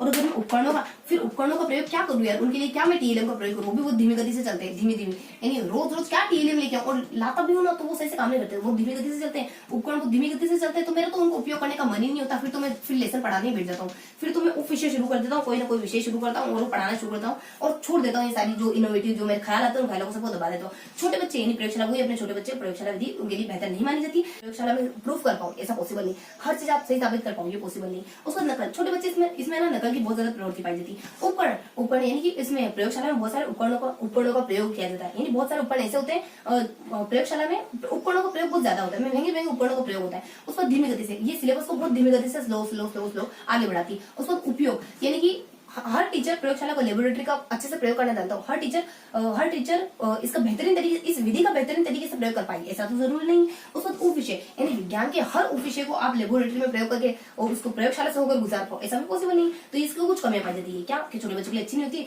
और हर सिद्धांत को अपन प्रयोगशाला में, हर उप विषय को अपन प्रयोगशाला से गुजार पाए, ये भी पॉसिबल नहीं है। उसका खोज यानी कि सिद्धांतों की खोज, हर सिद्धांत की खोज अपन प्रयोगशाला के थ्रू नहीं कर सकते। उसके बाद नकल, बच्चे नकल करने लग जाते। उपकरण यानी इसमें बहुत महंगे उपकरण लगते, बहुत धीमी होती। उसका उपयोग यानी सभी बच्चों के लिए इसमें समान उपयोग किया जाता है। सभी बच्चों के लिए इसमें उपयोग मतलब कि सभी बच्चों को समान उपयोग, सभी बच्चों को समान अवसर प्रदान करती है, जो कि अच्छी बात नहीं है, क्योंकि सभी बच्चों में व्यक्तिगत भिन्नता पाई जाती है। तो हर बच्चे को हर बच्चों को अपनी योग्यता के अनुसार मौका मिलना चाहिए, जबकि ऐसा होता नहीं प्रयोगशाला में हर बच्चा जब प्रयोग करने लग जाता है, टीचर उनको प्रयोग करते हुए टीचर खुद प्रयोग करता है और उनको देखने का कहता है, और बहुत बार खुद भी बच्चे प्रयोग करते हैं, बहुत सारे बच्चे ऐसे ही बैठे रह जाते हैं, बहुत सारे बच्चे प्रयोग कर लेते हैं। तो लगभग इसमें लगभग जो उपयोग होता है ना इसका, वो सभी बच्चे के लिए इक्वलिटी के अकॉर्डिंग नहीं होता है, इसमें समानता नहीं होती, इसमें व्यक्तिगत भिन्नता का ध्यान नहीं रखा जाता है, इसमें व्यक्तिगत भिन्नता पिछड़ जाती है, क्योंकि टीचर हर बच्चे को लेकर तो चल नहीं सकता इसमें। तो टीचर जो बच्चे कुछ आगे रहते हैं ना, वो बच्चे आगे ही रह जाते हैं, जो बच्चे पीछे रहते हैं वो पीछे ही रह जाते हैं। तो प्रयोगशाला में इसके गुण बताने के लिए एक मुस्कुराने वाला, एक आंखों से संबंध बिठाने वाला बच्चा आ गया था, प्रयोगशाला में एक नकल करने वाले बच्चे आ गए थे इसको और दोषों के बारे में बताने के लिए। और प्रयोगशाला में और क्या देता है, प्रयोगशाला में इसके प्रयोगशाला विधि के बारे में चरणों के बारे में बताया जाता है। प्रयोगशाला विधि के चरण क्या होते हैं, देखो प्रयोगशाला विधि के चरण क्या होते हैं, प्रयोगशाला विधि के चरण होते हैं यू, देखो यू एस, तुम ऐसे हो, नहीं हमेशा नहीं, पापा ऐसे, PPS, मैं जिद्दी नहीं हूँ, पापा जिद्दी। अपन लोग कहते हैं ना, देखो प्रक्षेपण करने, अपन ऐसे नहीं, मैं दुनिया से नफरत नहीं करती हूँ, ये पूरी दुनिया मुझसे नफरत करती है, मैं तो सबसे शरीफ हूँ, इस दुनिया के सबसे शरीफ बंदी कोई है तो मैं तो हूँ। तो इस तरीके से अपन बातें करते हैं प्रक्षेपण में, दूसरों पर दोष मर देते हैं, अपना दोष तो दिखाई देता ही नहीं किसी को। तो यूयूएस मतलब सबसे पहले आ जाता है इसमें उद्देश्य, उसके बाद उसे उद्देश्य, उसे उपकरण, और उसे उद्देश्य, उसे उपकरण, और यहाँ पे ऐसे अपने सिद्धांत मेरा उद्देश्य तो था कि मैं उपकरणों का उपयोग करके बच्चों को कुछ पढ़ाऊं, लेकिन मैंने अंततः हार मान ली, सिद्धांतों के थ्रू ये सिद्धांतिक तरीके से किताबें के पढ़ने में बैठ जाता हूँ। हर रोज सोचता हूँ कि बच्चों को कुछ अच्छा पढ़ाऊं, लेकिन फिर उपकरणों के मैं सिद्धांतों के थ्रू ही पढ़ाने बैठ जाता हूँ, क्योंकि मेरा हर रोज ही अच्छा सोचना, मेरा मतलब मेरा मोटिवेशन डाउन हो जाता है, फिर मेरा अच्छा सोचना धरा का धरा रह जाता है। उसके बाद हमारे PPS, देखो मैं चीजें क्यों बता रही, ताकि चीजें कोरिलेटेड हो, चीजें लंबी समय तक बेहतर तरीके से आपने PPS में क्या जाता है, अपने P से आ जाता है अपने प्रेक्षण, उसके बाद अपने सावधानी, उसके बाद अपने परिणाम। देखने का परिणाम ये हुआ कि सावधानी नहीं घटी, दुर्घटना नहीं घटी, और ना ही सावधानी हटी, दुर्घटना घटी, तो देखने का परिणाम क्या हो गया, प्रेक्षण, यानी प्रेक्षण आ जाता है, उसके बाद परिणाम आ जाता है, यानी देखने का, ध्यान से देखने का परिणाम ये हुआ कि मैंने सावधानी नहीं हटने दी, और कोई भी दुर्घटना सावधानी और कोई भी दुर्घटना नहीं घटने दी। तो याद आता अपने इस प्रयोगशाला विधि के चरणों के बारे में, प्रयोगशाला विधि के 6 चरण याद हो गए, अपने यू आ जाता है, यानी यू तुम ऐसे होने नहीं, पीपी पापा ऐसे, तो याद आता है। उस बात क्या जाता है, इसकी कुछ बहुत सारी जानकारी आ जाती है, प्रयोगशाला विधि की कुछ जानकारी अदर सामान्य जानकारी आ जाती है। सामान्य जानकारी क्या आती है प्रयोगशाला विधि की, सामान्य जानकारी, देखो सामान्य जानकारी क्या होता है प्रयोगशाला में, सामान्य जानकारी में एक ट्रिक होती है कि तर्क, यानी तर्क मन तो नहीं हो रहा है, लेकिन तर्क कैसा है, यानी मन तो नहीं है, देखो मेरा मन तो नहीं है, पर मेरा मतलब कि मेरा दिमाग तो नहीं चाह रहा, मतलब मैं तर्क करना तो नहीं चाह रहा, ये बात मेरा दिमाग कहना तो नहीं चाह रहा, लेकिन मेरा मन हो रहा है कि मैं बता ही दूं, पति आपस में बात कर रहे हैं कि मेरा मतलब कि मेरा तर्क तो नहीं है, यानी कि मेरा दिमाग तो कह रहा है कि ये बात नहीं बतानी चाहिए, लेकिन मेरा मन हो रहा है तो मैं बता देता हूँ। मेरा मन हो रहा है ये बताने का कि अपना जो बच्चा है ना, उसकी मानसिक एबिलिटी बढ़ाने में मेरा ज्यादा इंटरेस्ट, मेरी जो इंटरेस्ट वगैरह था किताबें पढ़ने में, उसकी वजह से अपने बच्चे की जो बौद्धिक क्षमता है वो तेज हुई, वरना तुम्हारे में तो ऐसा कुछ है ही नहीं कि हमारे बच्चे की बौद्धिक क्षमता तेज कर पाए, यानी तुम्हारे कार्य अनुभव तो मुझे बहुत बेकार लगे, यानी कि मन तो नहीं है। देखो जनरली क्या होता है, जनरली क्या होता है कि मोटे तौर पे यूं देखा जाता है कि कोई भी व्यक्ति जो अच्छा काम करता है तो गिनाता नहीं, लेकिन मैं तो गिनाऊंगा, मेरे को तो ये बात कहने जैसे लग रही है, यानी मन तो नहीं, पर दिमाग मतलब कि किसी को भी कह लो, यानी कि दिमाग तो राजी नहीं हो रहा, लेकिन मन कहना चाह रहा है, यानी कि अपने तर्क तो राजी नहीं है। यहाँ आ जाता अपने दिमाग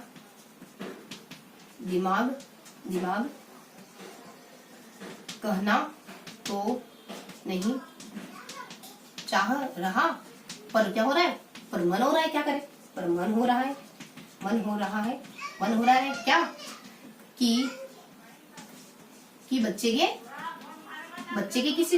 की आवश्यक बौद्धिक क्षमता में, आवश्यक ग्रहण क्षमता में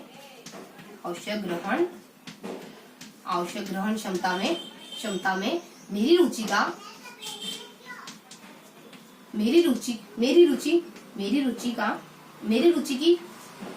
रुचि की उपज है, यानी बच्चे की जो आवश्यक क्षमता है ना वो मेरी रुचि की उपज है, मेरी रुचि का परिणाम है, यानी बच्चे में जो आवश्यक ग्रहण क्षमता है वो मेरी रुचि की उपज है, वरना तुम्हारे कार्यानुभव से क्या होगा,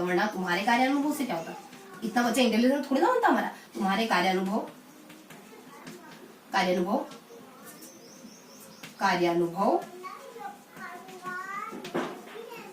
से क्या होता, मतलब तुम्हारे कार्यानुभव से क्या होता। देखो तो इसकी सामान्य से बात क्या होती है, यानी तर्क, यानी ये दिमाग यानी तर्क कौन करता है, हमारा मस्तिष्क तो करता है, यानी तर्क के स्थान पर किसको ज्यादा महत्व देती है, यानी कहना तो नहीं चाह रहा, यानी मेरा दिमाग कहना तो नहीं चाह रहा, लेकिन मेरा मन हो रहा बताने का, तो बता देता हूँ तर्क, ये तर्कों को ज्यादा महत्व नहीं देती, तार्किकता को ज्यादा महत्व नहीं देती प्रयोगशाला में, बल्कि मनोवैज्ञानिक गुणों को ज्यादा प्रयोग। देखो तार्किक मतलब क्या होता है, तार्किक मतलब दिमाग जो चीज पहले से तर्कों में घड़ी हुई है उसको क्यों प्रयोग करेंगे अपन, जो चीज अनघड़ी हुई, जो चीज अतार्किक है उसी को तो प्रयोग करके अपन साबित करेंगे। तो इसमें तार्किकता के आधार पर मनोवैज्ञानिकता को ज्यादा महत्व दिया जाता है। ये बात अगर पूछे तो किससे बिलोंग करती है, अपनी प्रयोगशाला से बिलोंग करती है। यानी तार्किकता के आधार पर, तार्किकता के आधार पर किसको, तार्किकता के आधार पर मनोवैज्ञानिकता को, तार्किकता के आधार पर इसमें मनोवैज्ञानिकता को ज्यादा महत्व दिया जाता है, यानी मन को ज्यादा महत्व दिया जाता है। और बच्चे के यहाँ पे आवश्यक ग्रहण क्षमता, बच्चे की आवश्यक ग्रहण क्षमता को ध्यान में रखा जाता है, बच्चे की आवश्यक ग्रहण क्षमता को ध्यान में रखा जाता है कि बच्चा कितना ग्रहण कर पा रहा है, ग्रहण क्षमता उतना ही हमें बच्चे के सामने प्रयोग करके दिखाना है। और ये जो प्रयोगशाला विधि होती है ये बाल केंद्रित विधि अपन मानते हैं, लेकिन जनरली पूरी तरीके से बाल केंद्रित नहीं होती, क्योंकि इसमें बहुत बार बच्चा बैकग्राउंड में चला जाता है, टीचर आ गया जाता है। फिर भी जनरली अपन देखें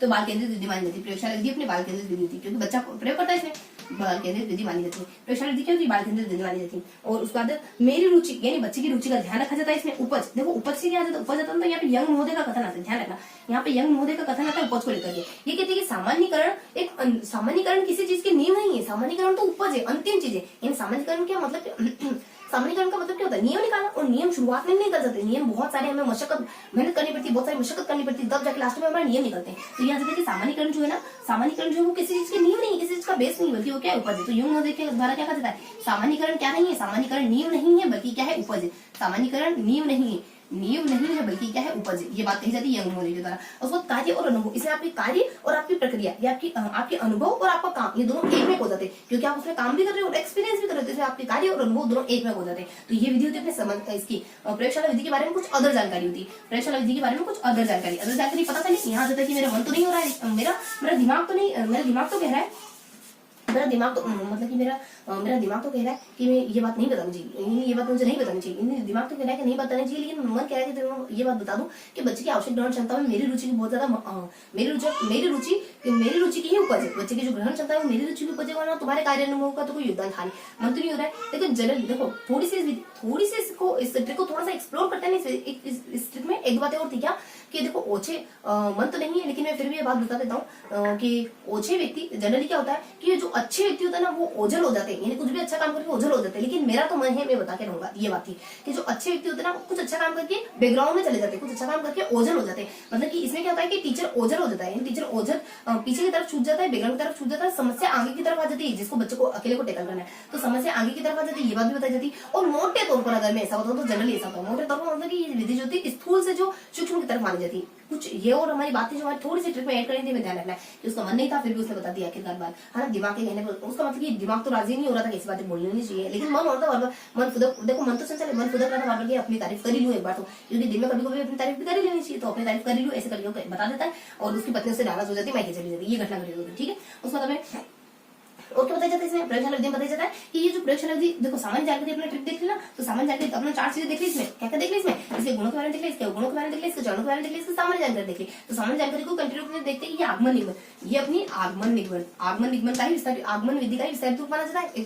दो थोड़े से दो फैक्ट आ जाते हैं। दूसरी ये अलग अलग संबंध, इसका मतलब कि संबंधित जगहों पर जाकर भी इसका इस्तेमाल किया जाता है, जैसे कि खेत में, जैसे कि अपने खेल के मैदान में बच्चे को ट्रैक, खेल के मैदान में बच्चा जो दौड़ता है तो ट्रैक बन जाता है, और ट्रैक बन जाता है तो बच्चा उसके जो बाहर बच्चा दौड़ रहा है तो 2 ट्रैक बन जाते हैं। तो बच्चों को कहते हैं कि इन दोनों ट्रैक के बीच में कितनी दूरी है, कौन सा 2 वृत्त बन गए, उनका क्षेत्रफल, उनकी परिधि वगैरह ज्ञात करो। तो इस तरीके से उसके बाद नदी के बारे में, यानी नदी के पास में ले जाते हैं और नदी के उसके लंबाई चौड़ा ज्ञात करना हो तो ये बच्चों को सिखाते हैं। उसके बाद मान लो पहाड़ों पर ले, पर्वतों पर ले जाते हैं, उनकी ऊंचाई वगैरह ये सब उनको नजदीक से दिखाते हैं, यानी कि संबंधित स्थानों पर ले जाके बच्चों को भी सिखाते हैं। और क्या सिखाते हैं, देखो खेत का मैदान हो गया, नदी हो गई, पर्वत हो गया, और क्या हो सकता है, और हो सकता है बच्चों की रॉकेट, जो बच्चे जो रॉकेट बनाते हैं ना, वो जो बच्चे रॉकेट उड़ाते हैं ना, तो बच्चों को रॉकेट उड़ाते हैं, टीचर ये समझाने की कोशिश करता है कि देखो ये रॉकेट तुमने उड़ाया, सामने से हवा आ रही थी तो कितनी स्पीड से जाएगा, उतनी ही स्पीड से जाएगा जितनी स्पीड से ये दम लगाएगा, घर्षण को चीरता हुआ जाएगा। तो ये सारे छोटे छोटे कॉन्सेप्ट बच्चों को संबंधित जगहों पर ले जाकर सिखाया जाता है। तो ये थी अपनी प्रयोगशाला विधि। और क्या देखेंगे, प्रयोगशाला विधि की बात अपन नेक्स्ट देखेंगे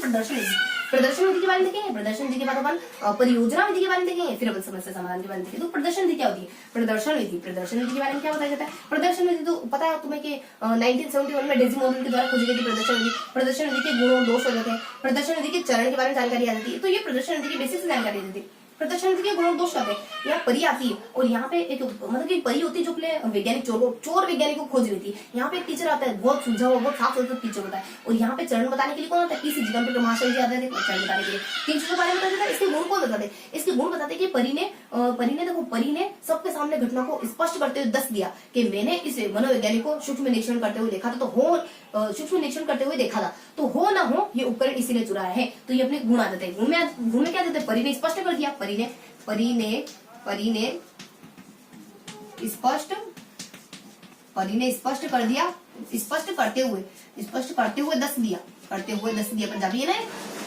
10 दिया, 10 दिया क्या क्या कि मनोवैज्ञानिक, कि ये जो मनोवैज्ञानिक है ना, जो शरीफ कोष, नकाब कोष दिख रहा है, सफेद कोष दिख रहा है, इस मनोवैज्ञानिक ने उपकरण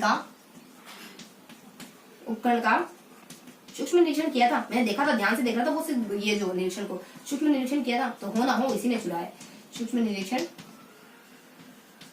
किया था तो इसी ने चुराया होगा। तो देखो ये क्या कहते हैं, स्पष्ट, यानी कि जो प्रदर्शन विधि होती है ये चीजों को स्पष्ट करती है, यानी जो आप कोई भी मॉडल वगैरह लेकर आओगे तो ये चीजों को बच्चे के सामने एकदम व्यवस्थित तरीके से रखेगी, चीजों को स्पष्ट करती है और स्पष्टीकरण करती है, चीजों का स्पष्ट करते हुए, चीजों को स्पष्ट करते हुए सिखाया जाता है। इसमें 10 यानी कि इसमें धन आ जाता है, समय आ जाती है, शक्ति आ जाता है। देखो स्पष्ट करती है चीजों को, क्या करती है ये विधि बहुत ज्यादा अच्छी तरीके से स्पष्ट करने में मदद करती है, स्पष्टीकरण में मदद करती है, स्पष्टीकरण में मदद करती है। उसका धन आ जाता है, उसके बाद अपने समय आ जाती है, उसका शक्ति आ जाती है। धन, समय और शक्ति, इन तीनों के लिहाज से ये विधि अच्छी मानी जाती है। धन कम लगता है क्योंकि देखो वास्तव में कोई चीज दिखानी तो बहुत ज्यादा मुश्किल, वास्तविक चीजों को दिखाना मुश्किल होगा, लेकिन उनका कोई मॉडल नमूना नहीं अगर देखो मान लो एप्पल टीचर लाने का मन नहीं है कि मैं ओरिजिनल एप्पल लाके दिखा दूं, नहीं होता है भाई, तो क्या करेंगे, फोटो लाके दिखा देंगे। कितनी बार देखा तुमने ओरिजिनल चीज लाके दिखाई टीचर ने, बहुत कम होता है ना ऐसा।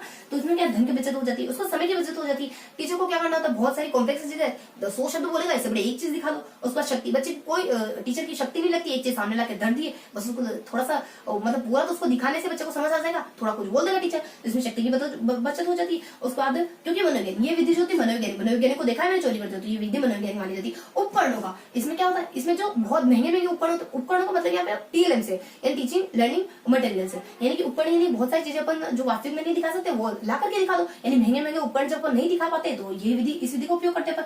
तो उपकरणों को जब अपन नहीं दिखा पाते तो इस विधि का उपयोग करते हैं।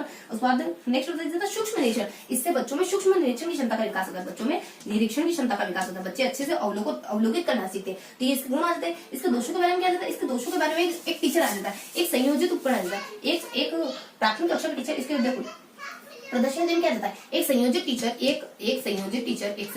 यानी कि बहुत ही व्यवस्थित टीचर, एक संयोजित टीचर क्या करता है, एक संयोजित अध्यापक भेदभाव नहीं करता है, व्यक्तिगत भेदभाव बिल्कुल नहीं करता है, व्यक्तिगत भेदभाव पता ही नहीं करता है, व्यक्तिगत भेदभाव नहीं करता है। संयोजित टीचर व्यक्तिगत भेदभाव नहीं करता है, चाहे निष्क्रिय कोई भी रहे, मंदबुद्धि बालक रहे या फिर प्रतिभाशाली, वह निष्क्रिय प्रतिभाशाली, दोनों को चपेट मारेगा।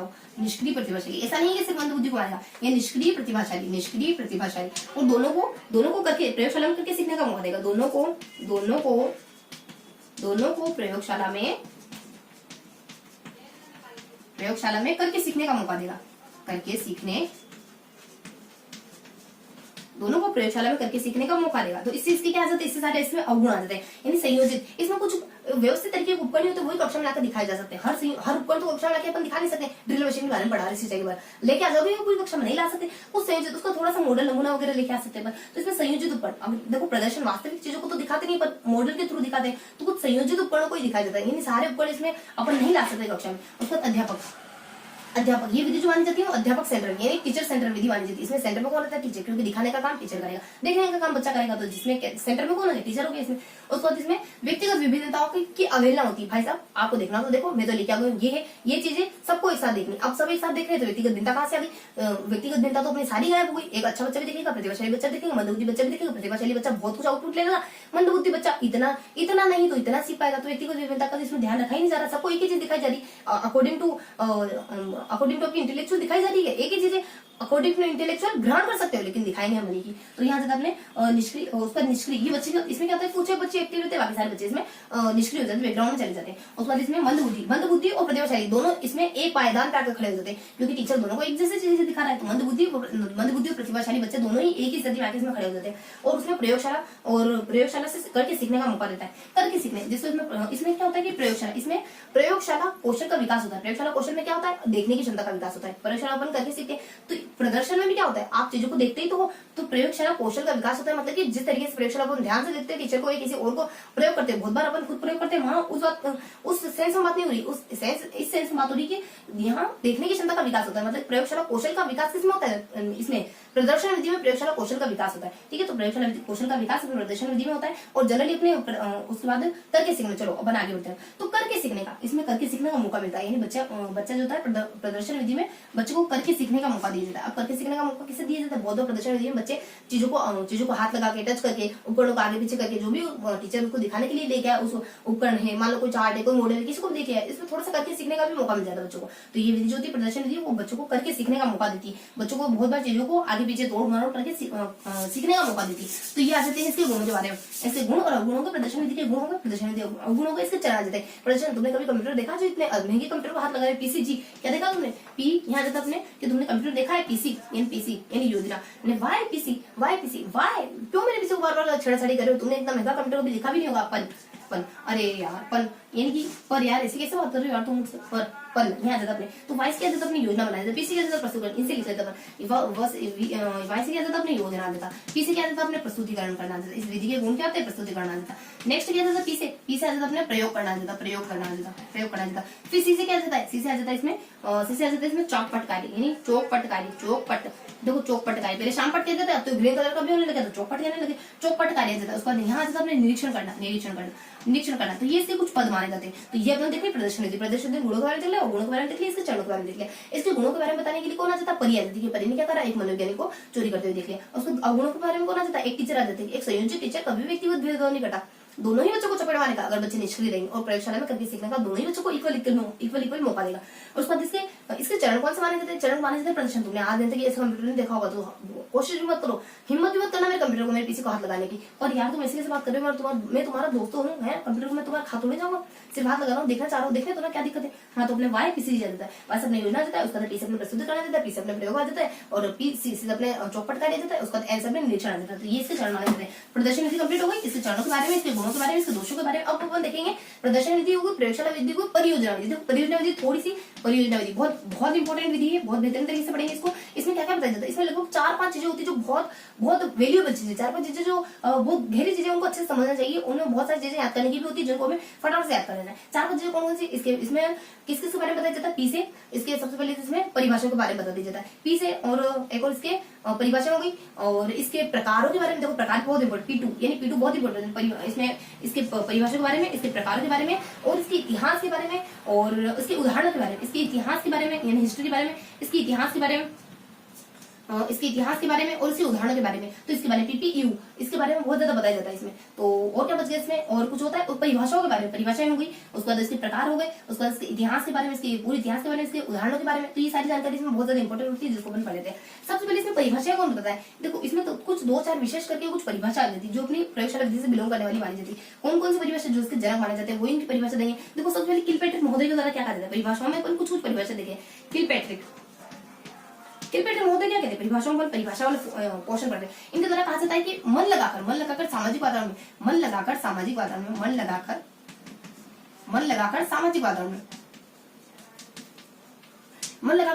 में जो काम किया जाता है ना, वही हमारे परियोजना विधि कहलाता है। उसके बाद एक और अपने परिभाषा पोषण करना। परिभाषाओं में एक तो किलपेट्रिक महोदय आ जाते हैं, यहाँ जाता है अपने काश पापा अपने में बिजी होती है, तो यहाँ जाता है किलपेट्रिक। उसके बाद अपना जाता है स्पेंसर, यहाँ जाता अपने स्पेंसर नहीं, एक तो अपने किलपेट्रिक आ जाता है, और एक और अपने एक वो स्टीवन आ जाता है, स्टीवन मेलविन। देखो एक मेलविन नाम के शख्स भी आते हैं इसमें, और यहाँ स्टीवन, इनके द्वारा मन लगाकर कहा जाता है। स्टीवन के द्वारा क्या कहा जाता है? समस्या का समाधान करने की तो विधि है ये, समस्या यानी जो सामाजिक वातावरण में समस्याओं को समाधान करने की बहुत ही बेहतरीन विधि मानी जाती है, ये कहा जाता है स्टीवन के द्वारा। और कौन आता है? एक तो किलपेट्रिक के द्वारा जाता है, एक स्टीवन के द्वारा बता दी जाती है, और एक और व्यक्ति आता है अपने किलपेट्रिक आ जाता है, उसके बाद स्टीवन आ जाता है, और उसके बाद अपने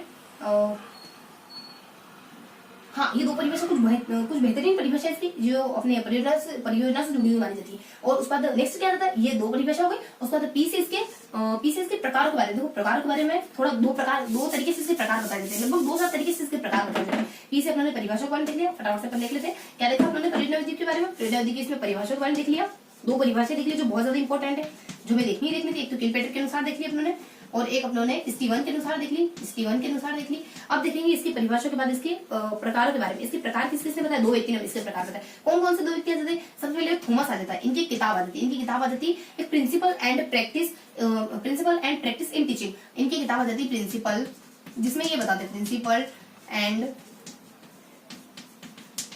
practice teaching in secondary school, in secondary school. इस किताब में ये इसके परियोजना के प्रकार बताएंगे। उसके बाद एक किलपेट्रिक महोदय आ जाते हैं, इन्होंने भी किताब लिखी। इनकी किताब का नाम क्या है? इनकी किताब का नाम है फाउंडेशन ऑफ टीचिंग। इनकी किताब का नाम है फाउंडेशन ऑफ टीचिंग, जिसमें परियोजना के 4 प्रकार होते हैं। अब इनके प्रकारों बारे में देख लेते हैं फटाफट से। थॉमस के द्वारा क्या प्रकार बताए जाते हैं? देखो थॉमस ने जो किताब लिखी ना उसमें प्रकार क्या बताते हैं? थॉमस के प्रकार कितने हैं? 3 माने जाते हैं। कितने माने जाते हैं? 3। कौन कौन से माने जाते हैं? फर्स्ट, सेकंड और थर्ड। थॉमस के प्रकार कौन से होते हैं? यूएसबी। देखो यू से क्या जाता है? यू से जाता है अपने उत्पादक जिसमें कुछ ना कुछ बनेगा। एस से अपना सूचना वाली, जिसमें कुछ ना कुछ सूचना दी जाएगी।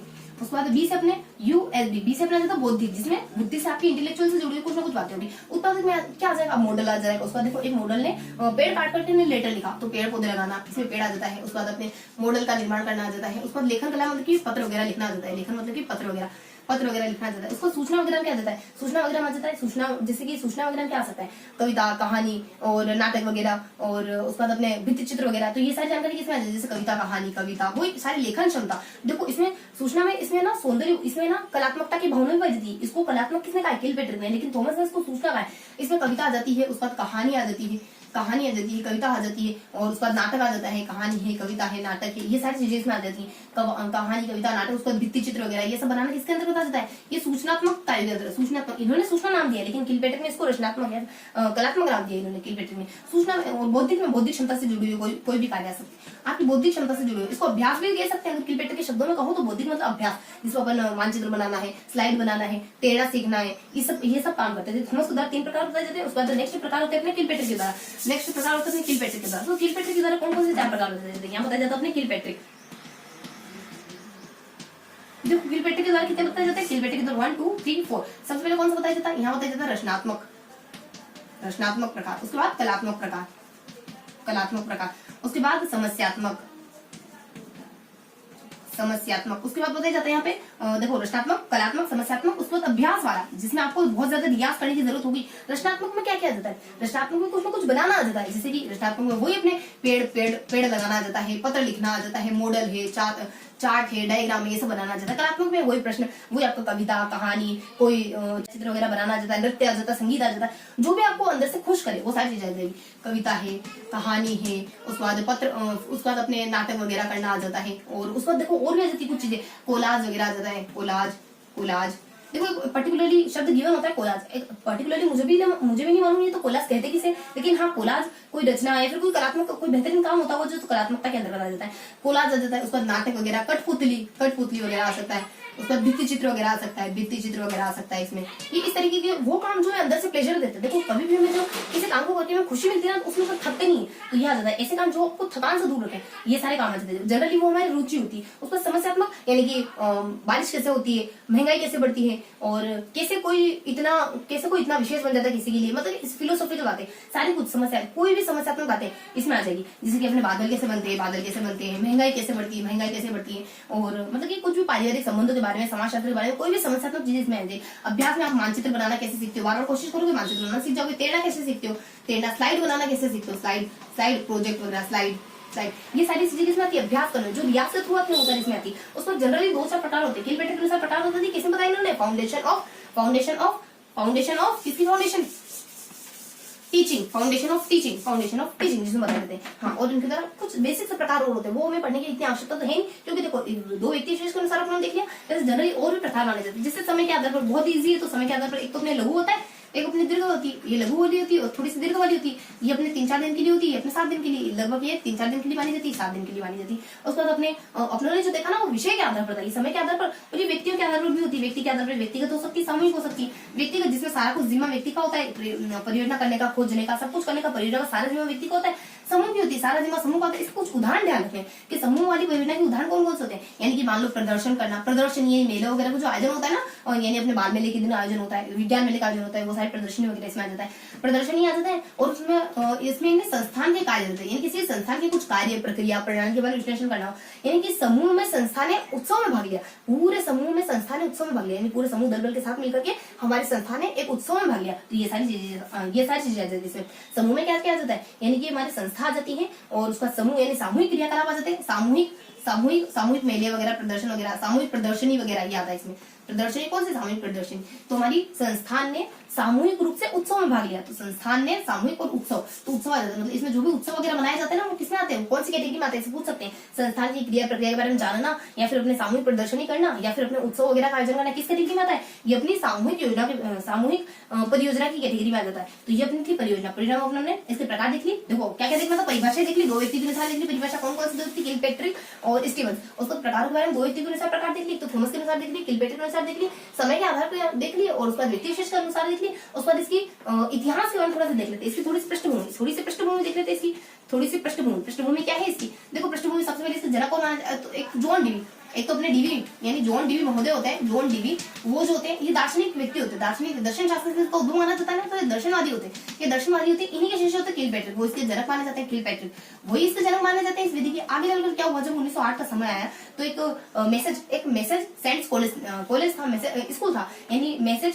सेंट्स ऑफ बोर्ड एक स्कूल था, उसमें सबसे पहले परियोजना विधि का प्रयोग किया गया था, यानी मैसेचुसेंट, देखो नाम थोड़ा अजीब है, सेंट मैसेचुसेंट बोर्ड स्कूल, वहां पर इस शब्द का सबसे पहले प्रयोग हुआ था। और फिर बाद में भारत में कैसे है ये विधि, तो ईसाई मिशनरी के दौरान ये भारत में विधि और पंजाब में बहुत ज्यादा फेमस हो गई थी। थोड़ा सा बैकग्राउंड जिससे जनरली नहीं पूछा जाएगा, जनरली नहीं पूछा जाएगा जनरली, लेकिन हमारा कॉन्फिडेंस थोड़ा सा बूस्ट रहे, हमें लगे कि हाँ दूसरों से आगे थोड़ी सी अदर जानकारी, जब इर्द की जानकारी होती है ना, तो हमें अपने आप का कॉन्फिडेंस फील होता है। और जब हम कॉन्फिडेंस फील करते हैं ना, तो सारे काम अच्छे ही होते हैं, क्योंकि जब अच्छा फील करें तो अच्छा होता है, बुरा फील करें तो बुरा होगा आपके साथ। तो पृष्ठभूमि थोड़ी सी पृष्ठभूमि आ जाती है। और क्या बच गया, देखो इसके उदाहरण ना, कौन कौन से उदाहरण हो सकते हैं इसके, हमें उदाहरण तो बताना चाहिए, यानी कि कौन कौन सी चीजें ऐसी जो परियोजना की कैटेगरी में आती है, कौन कौन सी चीजें परियोजना की कैटेगरी नहीं आती है, भी तो पता होना चाहिए। तो इसके उदाहरण देख लेते हैं। देखो जनरली हमारे सामने उदाहरण आए तो हमें पता नहीं चलेगा कौन कौन से आते हैं। तो यहाँ अपने आर्किमिडीज का सिद्धांत आ जाता है, आप खुद आ जाते हो जो किसी जानवर को मार देते हो, और आपका बगीचा आ जाता है। आर्किमिडीज के सिद्धांत के बारे में क्या जाता है, एक बार हमारे आर्किमिडीज महाशय क्या कर रहे होते हैं कि सिर्फ पानी का इस्तेमाल करके अपनी मशीन के एक्वेरियम यानी किसी मशीन के पुर्जे को एक्वेरियम को धो रहे होते हैं। अचानक से धूल के कणों के नाक में उड़ करके जाते हैं, और अचानक से उनको फिर ये बॉक्स मंगाना पड़ जाता है, वो फर्स्ट एड बॉक्स वगैरह मंगवाते हैं वो, और उनकी जीवन लीला वही समाप्त हो जाती है। कैसे कैसे बच नहीं पाते, बिना आविष्कार करके अपनी जीवन लीला वही समाप्त करनी पड़ती है। तो ट्रिक क्या है अपनी, यहाँ जाता है कि एक दिन आर्किमिडीज यहाँ जाता अपने आर्किमिडीज क्या कर रहे थे, ये सिर्फ पानी के जल का बर्फ में बदलना, ये सारी चीजें, मतलब एक बार थोड़ा सा पता हो जाए ना, तो फिर अपन बिल्कुल कंफ्यूज नहीं होगा। तो फटाफट से अपन देख लेते हैं कि कौन कौन से उदाहरण ऐसे जो अपनी परियोजना विधि के अंतर्गत आते हैं। तो जैसे कि एक दिन क्या करते हैं, आर्किमिडीज आ जाते हैं, ये जल का इस्तेमाल करते हुए अपनी मशीन को धो रहे थे, मशीन के एक्वेरियम को धो रहे थे, कोई पार्ट होगा एक्वेरियम का इस्तेमाल करना, एक्वेरियम को धो रहे थे, तो धूलकण उड़ते उनकी नाक में चले गए, और फिर क्या हुआ, बॉक्स को लाना पड़ गया अपने को, यानी कि क्या कहते हैं उसको, फर्स्ट एड बॉक्स, यहाँ जाता अपने फर्स्ट एड बॉक्स को लाए, और फिर बिना आविष्कार करे, देखो जिंदगी में आए थे कुछ नया करने के लिए, लेकिन बिना आविष्कार करे उनकी जीवन लीला वही समाप्त हो गई, जीवन लीला वही समाप्त हो गई। यानी आर्किमिडीज के सिद्धांतों के बारे में जानना परियोजना विधि के अंतर्गत आ सकता है। उसको जल से बर्फ बनना, बर्फ से जल बनना, ये इसके सिद्धांत के अंतर्गत, ये इसकी परियोजना की कैटेगरी में आ सकता है। मशीनों के बारे में जानकारी इकट्ठी करना, मशीनों को एकत्रित करना इसके अंतर्गत आ सकता है। एक्वेरियम के बारे में जानकारी इकट्ठी करना, एक्वेरियम की क्रिया प्रक्रिया प्रोसेस के बारे में कोई उपकरण होगा उसके बारे में जानकारी प्राप्त करना इसके अंतर्गत आ सकता है। धूलकण सिद्धांतों को समझना इसके अंतर्गत आ सकता है। देखो पर्टिकुलरली मेंशन है, तो कहीं किसी व्यवस्थित किताब में अगर पर्टिकुलरली दिया हुआ है तो उसको पूछने के चांसेस बहुत ज्यादा हो जाते हैं। उसके बाद अपने फर्स्ट एड बॉक्स के बारे में जानकारी, फर्स्ट एड बॉक्स यानी विद्यालय में फर्स्ट एड बॉक्स का निर्माण करना इसके अंतर्गत आ सकता है। उसके बाद आविष्कार यानी जो भी अभी लेटेस्ट में जो आविष्कार हुए उनके बारे में जानकारी जुटाना इसके अंतर्गत आ सकता है। उसके बाद जीवनी वगैरह पढ़ना इसके अंतर्गत आ सकता है। तो ये आ जाता है। और आप आ जाते हो, आपने क्या करा, बगीचे में कोई जानवर आपका पेड़ पौधा खा रहा था, तो आपको इतना गुस्सा है कि पत्थर दे मारी, पत्थर दो, इतनी ऊर्जा थी नहीं आपने को पत्थर उस तक चला है, तो आपने उपकरण मारा, ये क्रॉसबो निकाला, धनुष निकाला, उसको मार दिया। तो यहाँ जाता है बगीचा, आपने क्या करा, बगीचा आ जाता है। उसके बाद आपके पदार्थ यानी आपके पदार्थों को खा रहा था, पेड़ पौधों को खा रहा था, तो पदार्थों के बारे में जानकारी, पदार्थ कैसे अपना रूप बदलते हैं वो सारी जानकारी इसके अंतर्गत आती है। बगीचा यानी विद्यालय के खाली पड़ी जमीन में बगीचा लगाना इसके अंतर्गत आ जाता है। उसके बाद पदार्थ आ जाता है, बगीचा आ जाता है, और क्या करते हैं आप, पदार्थ आ जाता है, बगीचा आ जाता है, पत्थर यानी खनिज और पत्थरों की प्रयोजना, खनिज पत्थर से जुड़ी सारी प्रयोजना इसके अंतर्गत आ सकती है। इनसे जुड़े जो भी अपन खोज करते, जो भी जानकारी जुटाते हैं वो इसके अंतर्गत आ सकता है। बगीचा, पदार्थ, खनिज और उपकरण, यानी उपकरणों के बारे में, उपकरणों के प्रयोगों के बारे में सीखना इसके अंतर्गत आ सकता है। नए नए उपकरणों के प्रयोगों के बारे में सीखना। ऊर्जा के स्रोत, ऊर्जा के जो भी स्रोत है उसके अंतर्गत आ सकते हैं। आपने क्या मारा था, पत्थर से फेंक के मारा था, लेकिन उससे कुछ नहीं हुआ तो फिर उपकरण से ही मारना पड़ेगा। तो ये सारी चीजें इसके अंतर्गत आ सकती है, यानी इस कैटेगरी के जो अध्ययन है वो परियोजना की कैटेगरी में आते हैं। और क्या आता है, तुमने खाली एक बगीचे में फसल उगा दी, इसके अलावा तुमने जीवन में कुछ अच्छा काम किया है कि नहीं किया है, तो ये आ जाता है। एक तो आपको एक तो अपने आ जाता है एक्टिविटीज के सिद्धांत आ जाता है, एक आप आ जाते हो जो किसी जानवर को मारते हो, एक और क्या आ जाता है, एक और जानकारी आ जाती है अपनी। यहाँ थोड़ा सा हम देख लेते हैं, एक और क्या आता है, एक और जानकारी आ जाती है कि तुमने बगीचे में फसल तो उगा दी, इसके अलावा तुमने और भी कुछ, बगीचे में फसल खिलाने के अलावा तुमने और कुछ अच्छा काम करा है अपने जीवन में। तो बगीचा मतलब वही बगीचा बनाना, फसल मतलब कि अपने फसल के बारे में जानकारी इकट्ठी करना है, कौन सी फसल कब उगती है, ये भी परियोजना के अंतर्गत आ सकता है। और उसके बाद अपने फसल के बारे में जानकारी हो गया, उसको खिलाना, खिलाना मतलब कि आपके छात्रावास में खाने वगैरह की व्यवस्था को देखना, यानी कि छात्रावास की भोजन व्यवस्था को देखना, ये भी इसके अंतर्गत आ सकता है। यानी फसल, बगीचे में फसल खिलाना, वो खिलना भी होता है और खिलाना साउंड एक जैसा करना, तो खाना भी होता है। खिलाना होता है कि खिलौनों का निर्माण करना, विद्यालय में खिलौनों का निर्माण करना इसके अंतर्गत आ जाता है। और भोजनालय, खिलाना नहीं खाना, भोजनालय के बारे में, यानी आपको हॉस्टल में भोजनालय के बारे में जानकारी एकत्रित करना सब इसके अंतर्गत आ जाता है। यानी भोजनालय के पूरा आपको टाइम टेबल, शेड्यूल के बारे में जानकारी प्राप्त करना इसके अंतर्गत आ सकता है।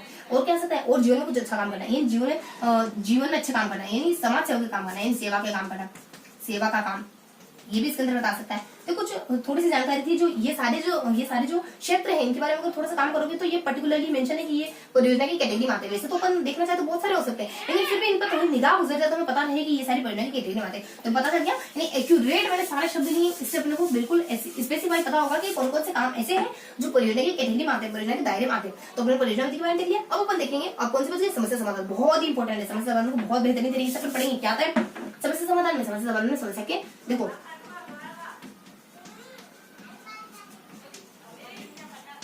समस्या समाधान अब पढ़ेंगे अपन समस्या समाधान विधि के बारे में। समस्या समाधान विधि के बारे में क्या पढ़ेंगे, इसके गुणों के बारे में पढ़ेंगे, इसके दोषों के बारे में पढ़ेंगे, इसके चरणों के बारे में पढ़ेंगे और इसकी परिभाषा के बारे में पढ़ेंगे। सारी कुछ इसकी जानकारी देखेंगे। सबसे पहले इसके गुण क्या आ जाता है, देखो समस्या समाधान में गुण आ जाता है, टीचर आ जाता है। पता नहीं बहुत पहले तो बहुत अच्छे तरीके से काम करता था, अब क्या हो गया, ना तो इसको पढ़ाना पसंद आ रहा है, ना तो इसको पाठ्य सामग्री इसको नीरस लग रही है, पढ़ाना इसको समस्या लग रहा है, ऐसा टीचर आ जाता है। और एक आपकी बड़ी बहन आ जाती है, मतलब कि आप आ जाते हो तो आप कहते हो कि मैंने तो तुम्हें अवसर दिया था कि तुम अपनी जिंदगी में कोई ऐसी आदत लिया कि तुम जिज्ञासा को अपने अंदर पैदा कर लो और उसका समूह की भावना को पैदा कर लो। मैंने एक प्रयोग में पढ़ा था कि ये दोनों चीजें होती है ना तो पति और बच्चे के साथ संबंध सामान्य संबंध में बेहतर हो जाते हैं। तो आपकी सलाह देते हैं, बहन को ये सलाह दी। देखो गुणों के बारे में क्या जाता है, गुणों के बारे में आप एक टीचर को बताते हो, यानी गुणों के बारे में एक ऐसा टीचर आता है जिसके बारे में पता नहीं उसको चीजें पसंद नहीं आती, तो ये तो वो टीचर तो अपने दोस्त बताते हैं। चलो पहले हम गुणों के बारे में देख लेते हैं।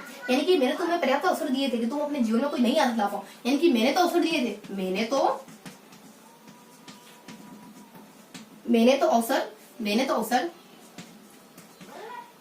तो अवसर यहाँ आ जाता कि मैंने तो अवसर दिए थे कि तुम अपने भीतर जिज्ञासा की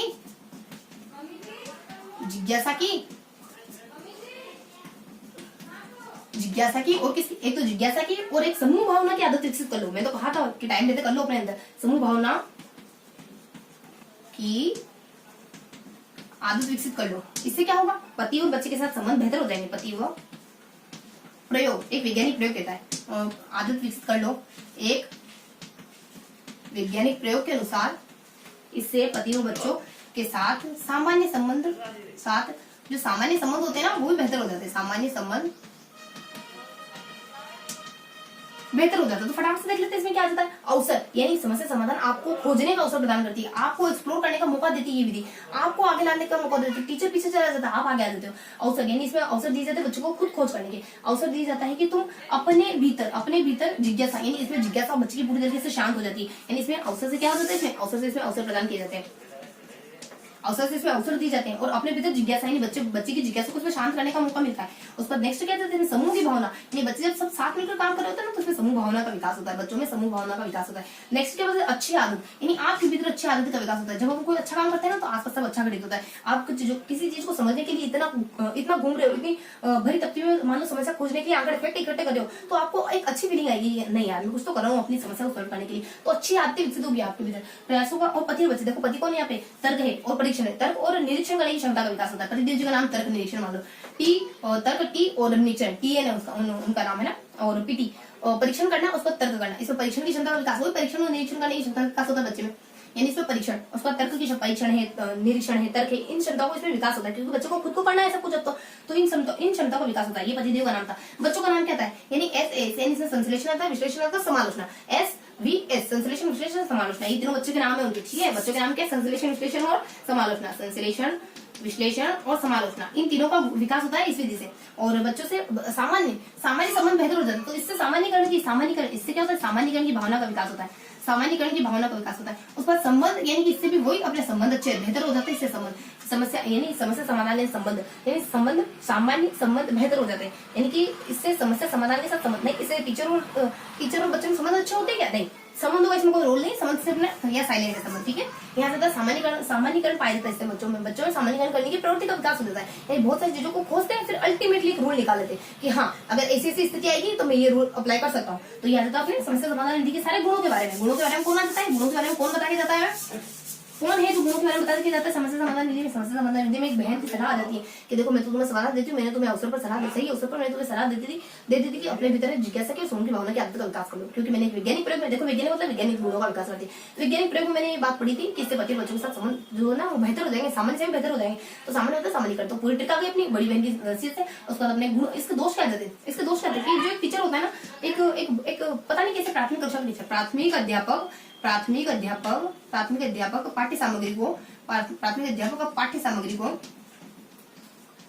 सामग्री को नीरस समझने लग गया। पहले तो बहुत इंटरेस्ट से पढ़ा था, नीरस समझने लग गया और समस्या समझने लग गया, जिससे सारे बच्चे परेशान है, जिससे सभी बच्चे परेशान है। उसके क्या हो गया, टीचर को बदलाव कैसे हो गया, मैं टीचर जी मास्टर जी में, जिससे सारे बच्चे मेरे परेशान है। देखो तो सारे बच्चे परेशानी में है। देखो यहाँ जैसा कि ये प्राथमिक बच्चों के लिए अच्छी नहीं मानी जाती समस्या समाधान, क्योंकि छोटे छोटे नन्हे मुन्ने प्यारे प्यारे बच्चे क्या बताओ उनको समस्या कैसे खोजते हैं। उसके बाद अध्यापक, यानी ये एक अध्यापक के लिए भी आसान नहीं होता कि हर बच्चे को एक अलग अलग समस्या दे पाए, उनकी समस्या को उनकी मदद कर पाए, तो बहुत आसान विधि नहीं। पाठ्य सामग्री, इसमें पाठ्य सामग्री बहुत इधर उधर हो जाती है, बहुत बिखर जाती है, हर चीज को अपन समस्या समाधान विधि से नहीं पढ़ा सकते।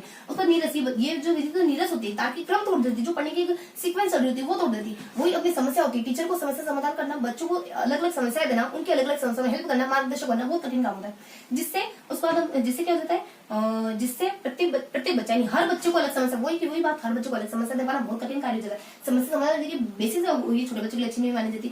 एक प्राथमिक टीचर मतलब कि टीचर सबको अलग अलग समस्या नहीं दे सकता, टैकल नहीं कर सकता, और हर एक बच्चों के लिए अलग अलग समस्या दे पाना, उन पर नजर रख पाना, निरीक्षण कर पाना, ये भी पॉसिबल नहीं लगता है आपको।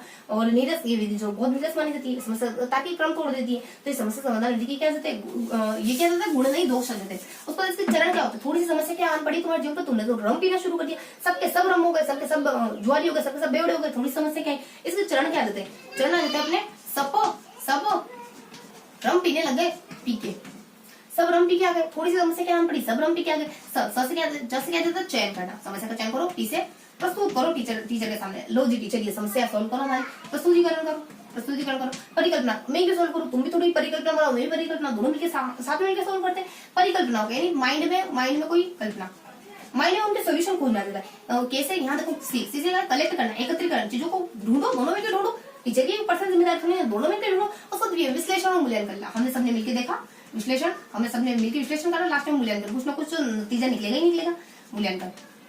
तो ये इसके चरण माने जाते हैं, कितने, 1 2 3 6 चरण माने जाते हैं अपने समस्या समाधान के। उसके बाद समस्या समाधान की कुछ क्या होती है, समस्या समाधान की कुछ परिभाषाएं होती है, बहुत बेहद महत्वपूर्ण होती है, यूं कहे बेहद ये बहुत ज्यादा इंपॉर्टेंट होती है। समस्या समाधान की कुछ परिभाषा क्या होती है, समस्या समाधान की परिभाषाओं में एक बच्चे आ जाती है अपनी बीजी से परेशान है कि देखो बीजी जीएस जो तुम मुझे पढ़ा रही हो ना, ऐसे नहीं पढ़ाते, जीएस डी से तुम्हें ना पढ़ाते, डी से तो गणित पढ़ाते। बच्चे क्या होते हैं, उनके लिए उनका टीचर सबसे सुप्रीम पावर को है ना, तो उनका टीचर है, चाहे लाख कह दे, लाख मम्मी पापा समझाते हैं ऐसे नहीं होता है, तुम्हारे टीचर ने ऐसे नहीं कहा होगा, बाय मिस्टेकली ऐसा लिखा गया होगा, लेकिन मानेंगे बच्चे, बिल्कुल नहीं मानेंगे, कतई नहीं मानेंगे। उनको लगता है कि उनके टीचर तो सर्वा है, उनके टीचर, अगर कोई सही है पूरी दुनिया में, पूरी कायनात में कोई सही है तो उनका टीचर सही, बाकी सब कुछ गलत है। तो टीचर की बात बहुत ज्यादा हम मानते हैं। छोटे बच्चे को क्या कहते हैं कि बीजी जी मेरी बात सुनो, है ना, जीएस ऐसे नहीं पढ़ाते, बीजी जीएस ऐसे नहीं पढ़ाते। तो इसकी परिभाषा बी से क्या देता है, बी से देता है बर्थलोड, बी से देता है वुडवर्थ, वर्थ वर्थ के वर्थ यानी पैसे होता है। यानी समस्या समाधान कब आती है? जब आपकी जिंदगी में बाधाएं आती है। जब तक बैरियर नहीं आएंगे पैसे कमाना आसान नहीं है। पेड़ पर नहीं उगते पैसे। वर्थ यानी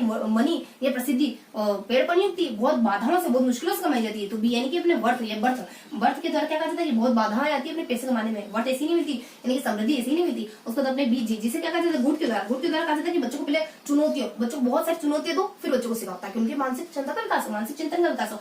गुट के द्वारा क्या कहा जाता है? अरे वाह, तुमने तो इतनी चुनौतियों में शिक्षा ली। यानी पहले बच्चों को चुनौतियों में लाओ और फिर बच्चों को शिक्षा दो। बच्चों को चुनौतियों के बीच में खड़ा कर दो, यानी कि उनको आग के दरिया में खड़ा कर दो, फिर बच्चों को सिखाओ। यानी चुनौतियों में खड़ा करो, फिर बच्चों को सिखाओ, फिर बच्चों को शिक्षा दो, खड़ा करो और फिर शिक्षा दो। अरे वाह, तुमने इतनी गुड तुमने इतनी चुनौतियों के बाद बहुत शिक्षा ले ली। तो बी जाता है उसका जी सपना क्या जाता है? गेने के द्वारा क्या कहते हैं? समूह है। ये सामाजिक घटनाओं का समूह तो है, सामाजिक घटनाओं का समूह है। गेने के द्वारा समूह का मतलब क्या था? गैंग, समूह। गेन का मतलब गेने यानी समूह, और ये समूह अपने शब्दों में, अपनी परिभाषा में भी गेने जो है समूह शब्द का प्रयोग करते हैं। उसके बाद अपने बीजीजी देखो, बीजी को वो जी कह रही, बीजीजी एक और परिभाषा है ना, जी से बीजीजी वो सम्मान देते हैं, बीजीजी जीएस ऐसे नहीं पढ़ाते। और यहाँ जाता है जी से अपने गेने आ जाता है और अपने गेट आ जाता है। गेट समुदाय के द्वारा क्या कहा जाता है? ये शिक्षण का एक रूप है जो बच्चों को खोजने के द्वारा सिखाया जाता है। गेट यानी खोजो, तभी तो कुछ प्राप्त होगा आपको। अगर कुछ पाना चाहते हो तो मेहनत करो, खोज करो, यानी खोजना। ये पढ़ाने का एक ऐसा तरीका है जिसमें बहुत सारी चीजें हमें एक्सप्लोर होती है हमारे सामने, बहुत सारी चीजें हम खोज करते हैं। तो अपने किसके द्वारा? गेट्स के द्वारा कहा जाता है। उसके बाद जीएस देख लिया, उसके बाद एस देखना, एस यानी स्किनर चूहों पर प्रयोग करते ना। अरे भाई साहब यार, इन चूहों का करो, तुम तो बहुत ज्यादा क्रिएटिव हो ना, तुम तो बहुत ज्यादा क्रिएटिव माइंड होती है, तो तुम्हारी सृजनात्मकता का, तुम्हारे चिंतन का, तुम्हारे तर्क का सबका इस्तेमाल करो, लेकिन इन चूहों का कुछ करो, मुझे चूहे परेशान नहीं करनी चाहिए। तो स्किनर के द्वारा सृजनात्मकता, चिंतन और तर्क, इन 3 शब्दों को प्रयोग किया जाता है। इसी को यानी जिस विधि में इन सबका विकास हो वही हमारी समस्या समाधान है। क्या जाता है? सृजनात्मकता, तर्क और चिंतन, ये है वो विधि जिसमें इसके नियम के अनुसार ये जो तीनों शब्द अगर किसी विधि में आते हैं तो वो किसको रिप्रेजेंट करती है? समस्या समाधान को रिप्रेजेंट करती है। उसके बाद ए के द्वारा क्या जाता है? एक आशुबेल नामक व्यक्ति होते हैं, उनके द्वारा कहा जाता है। उसके बाद एस, एक और एस बाकी ना, एस अपने रिस्क आ देखो, इसमें इसमें सबसे ज्यादा फोर्स लग रहा है ना, तो मैंने एस लिया, इसे र नहीं लिया बल्कि एस लिया, रिस्क। तो रिस्क मुद्दे के द्वारा क्या कहा जाता है? अगर आपने ठान लिया तो आपकी जीतोगी, मान लिया तो हार हो जाएगी, अगर मान लिया तो हार, ठान लिया तो जीत। ये यूं ही कहते हैं कि आपके मन के भीतर समस्याएं उत्पन्न होती है जिनका समाधान आप खुद बलपूर्वक यंत्रपूर्वक करते हो। मन के भीतर समस्याएं आती है, मन में समस्या आती ना, उन्हें समस्या ये नहीं होगा इतने साल नोट्स कैसे याद होगी, इतनी सारी किताबें कैसे याद होगी, 3 महीने इतना सब कैसे याद करेंगे। लेकिन मन में समस्या है, लेकिन यंत्रपूर्वक बहुत अपनी सारी शक्तियों को जुटाया, अपने सारी एफर्ट को जुटाया। आप में ईश्वर ने अनलिमिटेड एफर्ट दिया। या तो ऐसा करो, समस्या के आगे हाथ पैर धरे करके बैठ जाओ और बिल्कुल ढह जाओ उनके सामने, या फिर अपनी सारी पोटेंशियल गेन करो, सारी एफर्ट को गेन करो और भिड़ जाओ उनसे, दो हाथ हो जाओ। तो बस ये मतलब कायर की तरह मरे, कायर हो गया, मतलब कि कायर की तरह मरने से बढ़िया तो ये बना कि लड़के मरे। अगर मर ही रहे हैं तो अगर रास्ता चुनना ही, अगर आपकी मंजिल मौत ही है तो क्यों ना रास्ता बेहतर चुना जाए, बेहतर रास्ता चुना जाए। यानी कहते हैं ना कि महिमा की राह मृत्यु तक जाती, अगर जाती ही मृत्यु तक है, अंतिम मंजिल ही मृत्यु है, तो क्यों ना राहें महिमा की चुने, राहें बुराइयों की क्यों चुने, राहें निंदाओं की क्यों चुने, राहें दूसरों की बुरी बातों की क्यों चुने, राहें वो चुने ना कि दुनिया याद करे। तो यहाँ जब अपनी रिस्क का उसके बाद मन आ जाता है। मन के द्वारा क्या कहा जाता है? रिस्क कहा जाता है कि मन में हमारी बहुत सारी रिस्क, मन में हमारी समस्या आती है, लेकिन अपन यंत्रपूर्वक हम अपनी एफर्ट, क्योंकि ये आसान नहीं होता है, हमें अपने आप को बांधना पड़ता है, हमें अपने आप पर एक युद्ध अपने विरुद्ध शुरू करना पड़ता है, जब जाके समस्याओं का समाधान होता है। तो मन आ जाता है, उसका यंत्र आ जाता है। तो ये बताया जाता है अपने रिस्क मुद्दे के द्वारा। उसके बाद ए आशुबेल के द्वारा क्या कहा जाता है? देखो 2 परिभाषा थोड़ी सी इधर लिखी है तो ध्यान रखना। मन और अपने, ओ माय गॉड, दिख रहा है ना? ओके, हाँ तो ठीक है, कंटिन्यू करते हैं। रिस्क आ जाता है, उसके बाद अपने आशुबेल आ जाते हैं। आशुबेल के द्वारा क्या कहा जाता है? आशुबेल के द्वारा कहते हैं इसमें कॉन्सेप्ट बिल्ड होता है, इसमें संप्रत्यय बनता है, बच्चे इसमें सीखते हैं, अधिगम करते हैं। कॉन्सेप्ट प्लस अधिगम, ये 2 शब्द इनके द्वारा प्रयोग करे जाते हैं। कॉन्सेप्ट प्लस अधिगम, देखो आप कॉन्सेप्ट से सीखोगे तो चीजें तुरंत सीखो, समझ रहे। आशुतोष किसको कहते हैं? शिव को कहते हैं, क्योंकि तुरंत प्रसन्न हो जाते हैं। आशुपर्ण किसको कहते हैं? जो हाथ से बनाए जाते तुरंत बन जाते हैं। तो आशु मतलब जो चीजें तुरंत कब समझ आएगी? जब आप कॉन्सेप्ट की तरफ भागोगे, यानी जब आप चीजों को समझने की तरफ भागोगे। सीखने में जब भी जल्दी करी जाती है तब जल्दी नहीं सीख पाते, सीखने में जब भी इत्मीनान रखा जाता है तब वो चीजें बहुत जल्दी सीख जाते हैं। कुछ चीजें ऐसी होती है जब आप उनके पीछे भाग रहे हो तब आपको नहीं मिलेगी, जब आप उनके पीछे भागना छोड़ दोगे तब वो आपके पीछे भागना शुरू कर देगी। तो ये आ जाता आपने, तो यहाँ अपनी सारी परिभाषा को देख लिया। बीजीजी जीएस ऐसे नहीं पढ़ाते, बी से अपने वर्थ आ जाती है, उसका जी से अपने गुड़ आ जाता है, जी से अपने गैस आता है, जी से अपने गेना आ जाता है, ऐसे अपने स्किन आ जाता है, ऐसे अपने रिस्क आ जाता है, ऐसे अपने आशुबेल आ जाता है। तो ये अपने समस्या समाधान की परिभाषा। और क्या पढ़ने के बारे में सोचा था उन्होंने कहा था कि एक परीक्षा उपागम देखेंगे, सारी शिक्षण विधियां होगी अपनी, उसको लास्ट में अपने को देखना है परीक्षा उपागम। देखो फटाफट से देख लेते हैं, बहुत छोटा सा प्यारा सा परीक्षा उपागम है। यहाँ जाता है अपने परीक्षा उपागम। पृच्छा उपागम। पृच्छा उपागम के बारे में क्या बताया जाता है? पृच्छा उपागम ट्रिपल एस। ट्रिपल एस यानी सच में, इसके प्रतिपादक कौन माना जाता है? सच्ची कहता हूँ, पूछने से ज्ञान बहुत अच्छे तरीके से याद होता है। बाय बोल पूछ के याद करोगे ना, बोल के प्रश्न पूछ के याद विकसित कर लो, कोई भी ज्ञान तुम्हारे लिए मुश्किल नहीं। पृच्छा सच में माना जाता है। सूचना संधारण सिद्धांत, किस पर बेस्ड है? सूचना संधारण सिद्धांत, ये किस पर बेस्ड है? सूचना संधारण सिद्धांत। उससे क्या होता है? पृच्छा उपागम का मूल उद्देश्य आपको समस्या समाधान करने योग्य खुद बना देना। इसका मूल उद्देश्य क्या है? कि आप खुद बन जाओ, किसी पर अधीन ना रहो, आप खुद अपनी समस्या को सोल्व करने के लायक बन जाओ। ये ट्रिपल एस मामला खत्म। इसके बाद इसके चरण आते हैं। इसके चरण क्या होते हैं? इसके चरण होते हैं, देखो इसके चरणों के बारे में ट्रिक आती है, यानी कि सी देखो किसको देखो? उस एसपी को देखो एसपी आओ देखो तो इसमें आता नहीं रहा, अरे मैंने देखो चोर डर किसको लगता है? जिसके मन में चोर छुपा होता है, लाख कोशिश करे, उसके चेहरे पर ऐसे रिएक्शन आ ही जाएंगे। अगर उसको सही से पकड़ने वाला व्यक्ति मिल गया तो यूं चुपके पकड़ लेगा। हम तो नहीं जानते, लेकिन जो बहुत साइकोलॉजिस्ट कैटेगरी के व्यक्ति होते हैं ना, उनके नजर से बचना इतना आसान नहीं होता है। तो सी देखो तो इसमें तो नहीं आ रहा है, देखो तो इसमें तो नहीं आ रहा है, कत्ल तो करा है हमने, डर तो लग रही है वो। सी के द्वारा क्या कहा जाता है? सी मतलब कि सबसे पहले चयन करना। इसके चरण क्या होते हैं? देखो यहाँ जाता है सी मतलब कि चयन करना जाता है। चयन आ जाता है। एस यानी स्पष्टीकरण करना आ जाता है, स्पष्टीकरण। उसके बाद पी मतलब कि प्रयोग करना, प्रयास करना। पी मतलब आपका एफर्ट लगाना। अगर आपको चाहिए कि आपके नौकरी में चयन स्पष्ट रूप से पता चल जाएगा आपका चयन हो रहा है, तो प्रयास करो, अपना एफर्ट लगाओ। तो पी से अपने प्रयास देता है। ए से क्या देता है? एकत्रित करना, यानी चीजों को एकत्रित करो। उसके बाद वी से क्या देता है? विश्लेषण करो, वी से विश्लेषण। तो ये आ जाती है इसके चरण। इनके चरण देख लिए अपने, यानी सी एस पे तो नहीं आ रहा है तो इसके चरण देख लिए, इसके अपने ने ट्रिपल एस देख लिया, इसके चरण देख लिए, इसके गुण और दोष देख लेते हैं। तो फटाफट से इसके गुण और दोष देख लेते हैं। यहाँ रफ पढ़ते हैं, चलो यही देख लेते हैं इसके गुण और दोष। उसके गुण और दोष। पृच्छा उपागम के गुण क्या हो सकते हैं? ये वैज्ञानिक, पता नहीं बच्चा कैसा वैज्ञानिक पैदा हो गया, कोई भी सब्जेक्ट पढ़ा लो, किसी भी समय पढ़ा लो, सभी चीजों में इसकी जिज्ञासा दिखाई देगी। तो इसमें वैज्ञानिक यानी वैज्ञानिक व्यवहारिक रूप से हर जगह आता है, यानी वैज्ञानिक व्यवहारिक रूप से हर जगह, वैज्ञानिक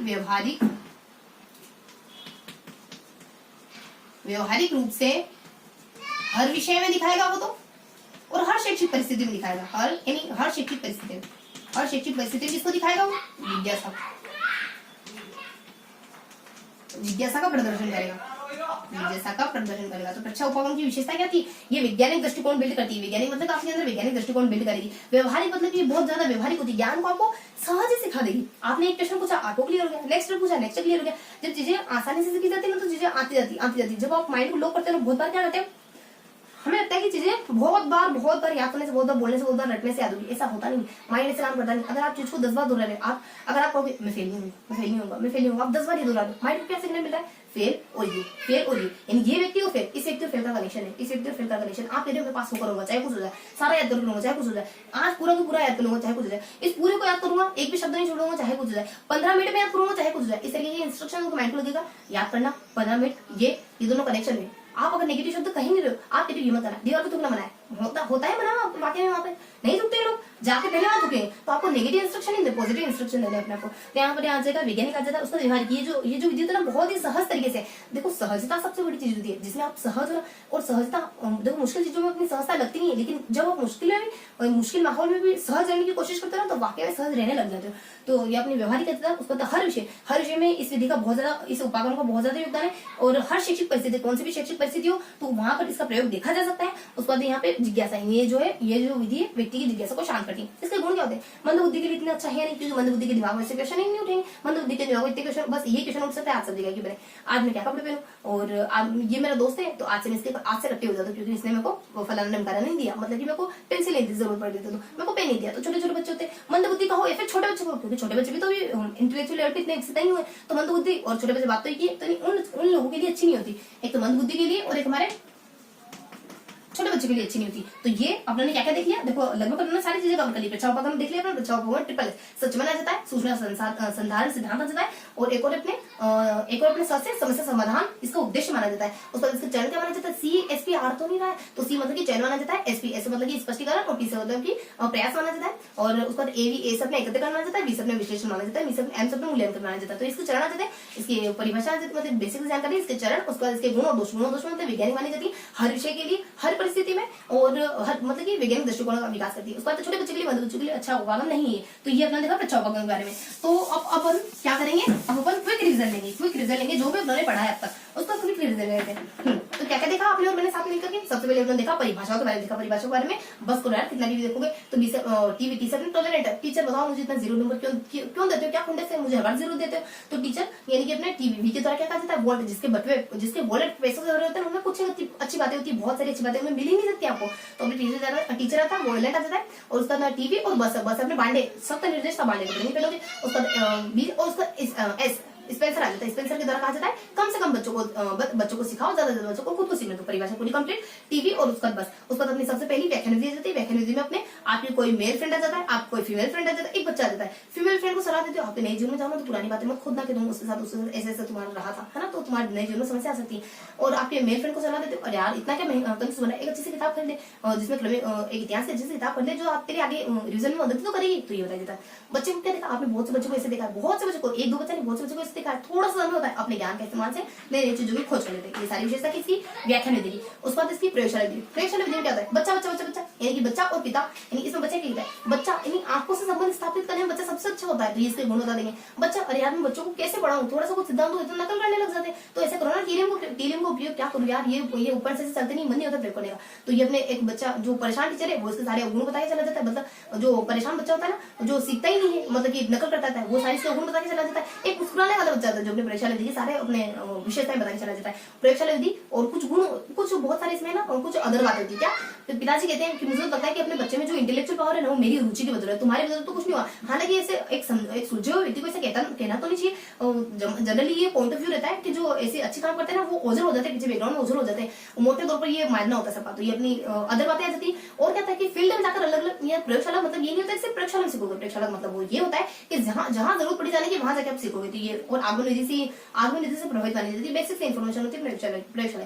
प्रदर्शन विधि के बारे में क्या था, प्रदर्शन विधि में देख लिया है भाई, परी ने तुमको चोरी करते हुए देख लिया वैज्ञानिक को, उसके सूक्ष्म निरीक्षण, तुम्हें चीजों को इतना गौर से देख रहे थे, कौन तुम्हें चीज चुराई, लिया जाता है। उसके बाद एक सुलझावा टीचर आता है, वो क्या करता है, कभी व्यक्तिगत भेदभाव नहीं करता है, यानी किसी बच्चे के साथ व्यक्तिगत भेदभाव नहीं करता। अगर बच्चा निष्क्रिय, मंदबुद्धि वाला बच्चा निष्क्रिय तो भी चपेट पड़ेगी, प्रतिभाशाली बच्चा निष्क्रिय तो भी चपेट पड़ेगी, और सबको करके सीखने का मौका देता है अपनी लेबोरेटरी में। तो ये विधि है इसमें। और उसके बाद इसके चरणों के बारे में बताया जाता है। तुमने कभी कंप्यूटर देखा भी होगा, प्रदर्शन, तो इसके चरण के बाद पीसी आ जाता है। वाई पीसी और पीएन पर मेरे साथ क्यों बात कर रहे हो तुम, तो इसके वाई पीसी और पन, ये इसके चरण देते हैं। उसके बाद अपने प्रदर्शन विधि, उसके बाद अपनी परियोजना विधि। परियोजना तो बहुत बेहतरीन विधि थी। इसके अपने प्रकारों के बारे में बताना होता है, इसके अपने परिभाषा के बारे में बताना होता है, और इसके उद्देश्य के बारे में बताना होता है। इसके उद्देश्य क्या, इसके इतिहास के बारे में बताना होता है, और साथ के साथ इसके कौन कौन से उदाहरण है, बहुत सारे उदाहरण देखे इसके। सबसे पहले इसके अपने परिभाषा के बारे में देख लेते हैं। 2 किलोमीटर में होते कहते हैं कि सामाजिक वातावरण मन लगाकर, आपको भले मन में किले अंदर आपने उन्हें किले चुभ रही, लेकिन फिर भी आप मन लगाकर काम करे जा रहे हो, आपको तकलीफ हो रही है लेकिन मन लगाकर काम करे जा रहे हो, किले चुभ रहे जैसे तकलीफ फील हो रही है अंदर, लेकिन मन लगाकर काम किए जा रहे हो, तो फल भी उतना ही अच्छा मिलेगा फिर लोग। तो किलपेट्रिक मन लगाकर सामाजिक वातावरण। स्टीवन हॉकिंस देखो एक रहते अपने मनोवैज्ञानिक, उनके जीवन में बहुत सारी समस्या आई थी, तो उन्होंने शब्द यही प्रयोग करा कि जीवन में आने वाली समस्या, जब आपके जीवन में बहुत सारी समस्या आती है ना, तब आप उनसे जूझते हो तो समस्या शब्द का इस्तेमाल किया जाता है स्टीवन हॉकिंस के द्वारा परिभाषा, अपनी सामाजिक इसकी परियोजना विधि की परिभाषा देने में। उसका 2 परिभाषा हो गई। उसके बाद इसके प्रकार के बारे में, प्रकार कौन बताते हैं, थॉमस बताते हैं, अपनी किताब लिखते हैं principle and practice principle and practice of teaching, ये किताब लिखते हैं। इसमें 3 प्रकार, कौन से यूएसबी केबल, कौन से यूएसबी यूसेज तो उत्पादक योजना है, उसका ऐसा था सूचना वाली, उसका यूएसबी से अपने बौद्धिक वाली जाता है, ये तीनों बताते हैं। उसको तो अपने किलपेट्रिक में होते हैं, ये कितने बताते हैं, 4 बताते हैं। सबसे पहले रचना आ जाती है, उसका कलात्मकता आ जाती है। कलात्मकता को अपन उपभोग भी कहते हैं, उपभोगात्मक, क्योंकि कलाओं का अपन उपभोग तो करते हैं, उनसे खुशी ग्रहण करते हैं, तो कलात्मकता को दूसरा उपभोग भी। तो इसमें रचनात्मकता आ जाती है, उसका कलात्मकता आ जाती है, उसके बाद अपने समस्या समाधान ले जाती है, उसके बाद अभ्यास वाली, ये 4 प्रकार बताए जाते हैं किलपेट्रिक के द्वारा। तो अपने परिभाषा हो गई, अपने प्रकार हो गए। इसके बाद इतिहास, सबसे पहले इसके जॉन डीवी से जनक माना जाता है दर्शनवादी, इससे किलपेट्रिक लेकर आए 1908 में। ये अपने मैसेज एसएमएस होता है ना, उस मैसेज वाले में सबसे पहले देखी गई थी। फिर अपने भारत में भी, पंजाब में ठीक ठाक देखी गई थी, ये मतलब अच्छी खासी देखी गई थी अपनी परियोजना विधि। तो ये इसका थोड़ा सा ध्यान देंगे। इसके उदाहरण कौन कौन से, आर्किमिडीज भाई साहब मशीन धो रहे थे, वहीं इनकी जीवन लीला समाप्त हो गई। सारे उदाहरण इसके अंदर बता सकते हैं। आपने आपके बगीचे में इसको जानवर को घुसते हुए देखा तो आपको गुस्सा आया, आपने पत्थर से मारी, ऊर्जा नहीं थी इतनी, इतना नहीं किया, आपने क्रोसबो निकाला, ब्रूजबो निकाला, उसको मार दिया। ये सारे इसके अंदर बता देते हैं। उसको पृच्छा हुआ, उसको समस्या समाधान देखा लास्ट में, समस्या समाधान देखा आपने। देखो अपने समस्या समाधान कौन सी देखी अपनी 5 नंबर की समस्या समाधान के बारे में, इसके गुणों के बारे में देखा, इसके दोषों के बारे में देखा, इसके चरणों के बारे में देखा। इसकी चरणों के बाद हाँ एक थोड़ी सी बात और आती है समस्या समाधान में, क्या कि समस्या समाधान और जो परियोजना विधि ना वो दोनों बहुत क्लोज है, बहुत निकट है। बस समस्या समाधान में फर्क इतना ही दोनों है कि समस्या समाधान में मेन फोकस समस्या का समाधान करने को होता है, परियोजना विधि में मेन फोकस समाज के साथ जुड़ना होता है, क्योंकि परियोजना आप समाज के साथ जुड़ते हैं। तो गांधी जी क्या कहते हैं, ये मायने नहीं रखता कि आपने क्या सीखा। गांधी जी ये कहते हैं कि मायने तो रखता है कि क्या सीखा, लेकिन आपने रास्ता कौन सा इस्तेमाल किया ये भी मायने रखता है। तो परियोजना विधि में क्या होता है कि परियोजना विधि में समाज के साथ आपका संबंध स्थापित करना भी बहुत महत्वपूर्ण माना जाता है। जबकि समस्या समाधान में सिर्फ और सिर्फ आपने आपकी समस्या सुलझा दी, देन इतना ओके, लेकिन रास्ता क्या लिया वो भी तो मायने रखता है। हाँ, तो इन दोनों बहुत ज्यादा आपस में कनेक्शन है, ये अपना बता दिया। उसको तो इसकी परिभाषा अच्छी बात बताने के लिए कौन आ जाता है, इसकी अच्छी बात बताने के लिए आपकी बड़ी बहन आ जाती है। मैंने तो प्रॉपर अवसर दिए थे, प्रॉपर मौके दिए थे कि अपने अंदर आदत विकसित कर ले, जिज्ञासा की कर ले, समूह की भावना की कर ले। मैंने एक प्रयोग देखा है कि पति और बच्चे के साथ अच्छे संबंध बैठ जाते हैं। तो ये सारे कुछ शब्द आ जाते हैं इसमें, जिसमें इसकी सारी विशेषता दी थी। इसके दोष के लिए क्या था पता नहीं, इस प्राथमिक टीचर को क्या हो गया, पहले तो बहुत अच्छे से पढ़ाता था, बेरस्ता महसूस करने लग गया और ये चीजों को समस्या मानने लगे, पढ़ाई पाठ्यक्रम को समस्या मानने लग गया, इस तरह सारे बच्चे दुखी है। तो ये अपने दोष के बारे में बता दिया जाता है। उसके बाद चरण क्या आते हैं, थोड़ी सी समस्या आन पड़े, ये सब पीके आ जाते हैं, रम पीके आ जाते हैं। तो अपने सब उसका पीके, उसका रम, रम मतलब कि वम, तो सब पीके और वम आ जाते हैं। ये अपने चरणों के बारे में। उसके बाद उसकी परिभाषा, बीजीजी बीजीजी बीजीजी बीजीजी ऐसे नहीं पढ़ाते, जीएस ऐसे नहीं पढ़ाते। हाँ, और डी भी आता है इसमें, डी मतलब कि ऐसे नहीं पढ़ाते। तू एडी हो गई क्या, मैं सही पढ़ा रही हूँ, जैसा पढ़ा रही हूँ एडी। तो अपने ड्यूवी नाम के शब्द आते हैं। ये चिंतन को कहते हैं कि जो चिंतन होता है ना, उनको विवेचनापूर्ण चिंतन को ही ये समस्या समाधान के चिंतन का शब्द से रिप्लेस करते हैं। यानी कि चिंतन इक्वल टू इसमें चिंतन इक्वल टू विवेचना, यानी जो विवेचनापूर्ण चिंतन होता है उसी को समस्या समाधान हेतु आवश्यक चिंतन कहते हैं। यानी जॉन डीवी जो होते हैं ना, जॉन डीवी ये चिंतन का जिक्र करते हैं समस्या समाधान की, इस पूरी समस्या समाधान की पूरी विधि में ये चिंतन शब्द का जिक्र करते हैं। थोड़ा सा मिस हो रहा था तो बता देती हूँ मैं कि बीजीजी ऐसे नहीं पढ़ाते गणित। तो आपने क्या, उसने बीजी ने क्या जवाब दिया, एडी तू पागल है, ऐसे ही पढ़ाते गणित। तो यानी डीवी के द्वारा, जॉन डीवी के द्वारा, यानी ड्यूवी के द्वारा विवेचना चिंतन को ही, यानी विवेकशील तरीके से किए गए चिंतन को ही अपनी सामाजिक चिंतन की संज्ञा दी गई। तो ये इसके द्वारा बताया जाता है। यानी बीजी के द्वारा क्या कहा जाता है, इनमें कुछ नाम आते हैं, उनके द्वारा दी गई कुछ परिभाषा आती है। तो ये था आज का अपना पूरा सेशन, जिसमें अपने 5 परियोजना के बारे में पढ़ा, 5 शिक्षण विधियों के बारे में पढ़ा। फिर अपने एक छोटे से छठे उपागम के बारे में देखा, जो अपने प्रच्छा उपागम था। कौन सी, व्याख्यान, लास्ट में समस्या समाधान, और बीच में तीन कौन सी, परियोजना, प्रदर्शन और प्रयोगशाला। और ये आज का अपना पूरा 5 सेशन, और मतलब कि 5 विधियां, और लास्ट का अपना प्रच्छा उपागम यही कंप्लीट होता है। तो फिर मिलेंगे ऐसे ही किसी अगले वीडियो में, तब तक के लिए जय हिंद।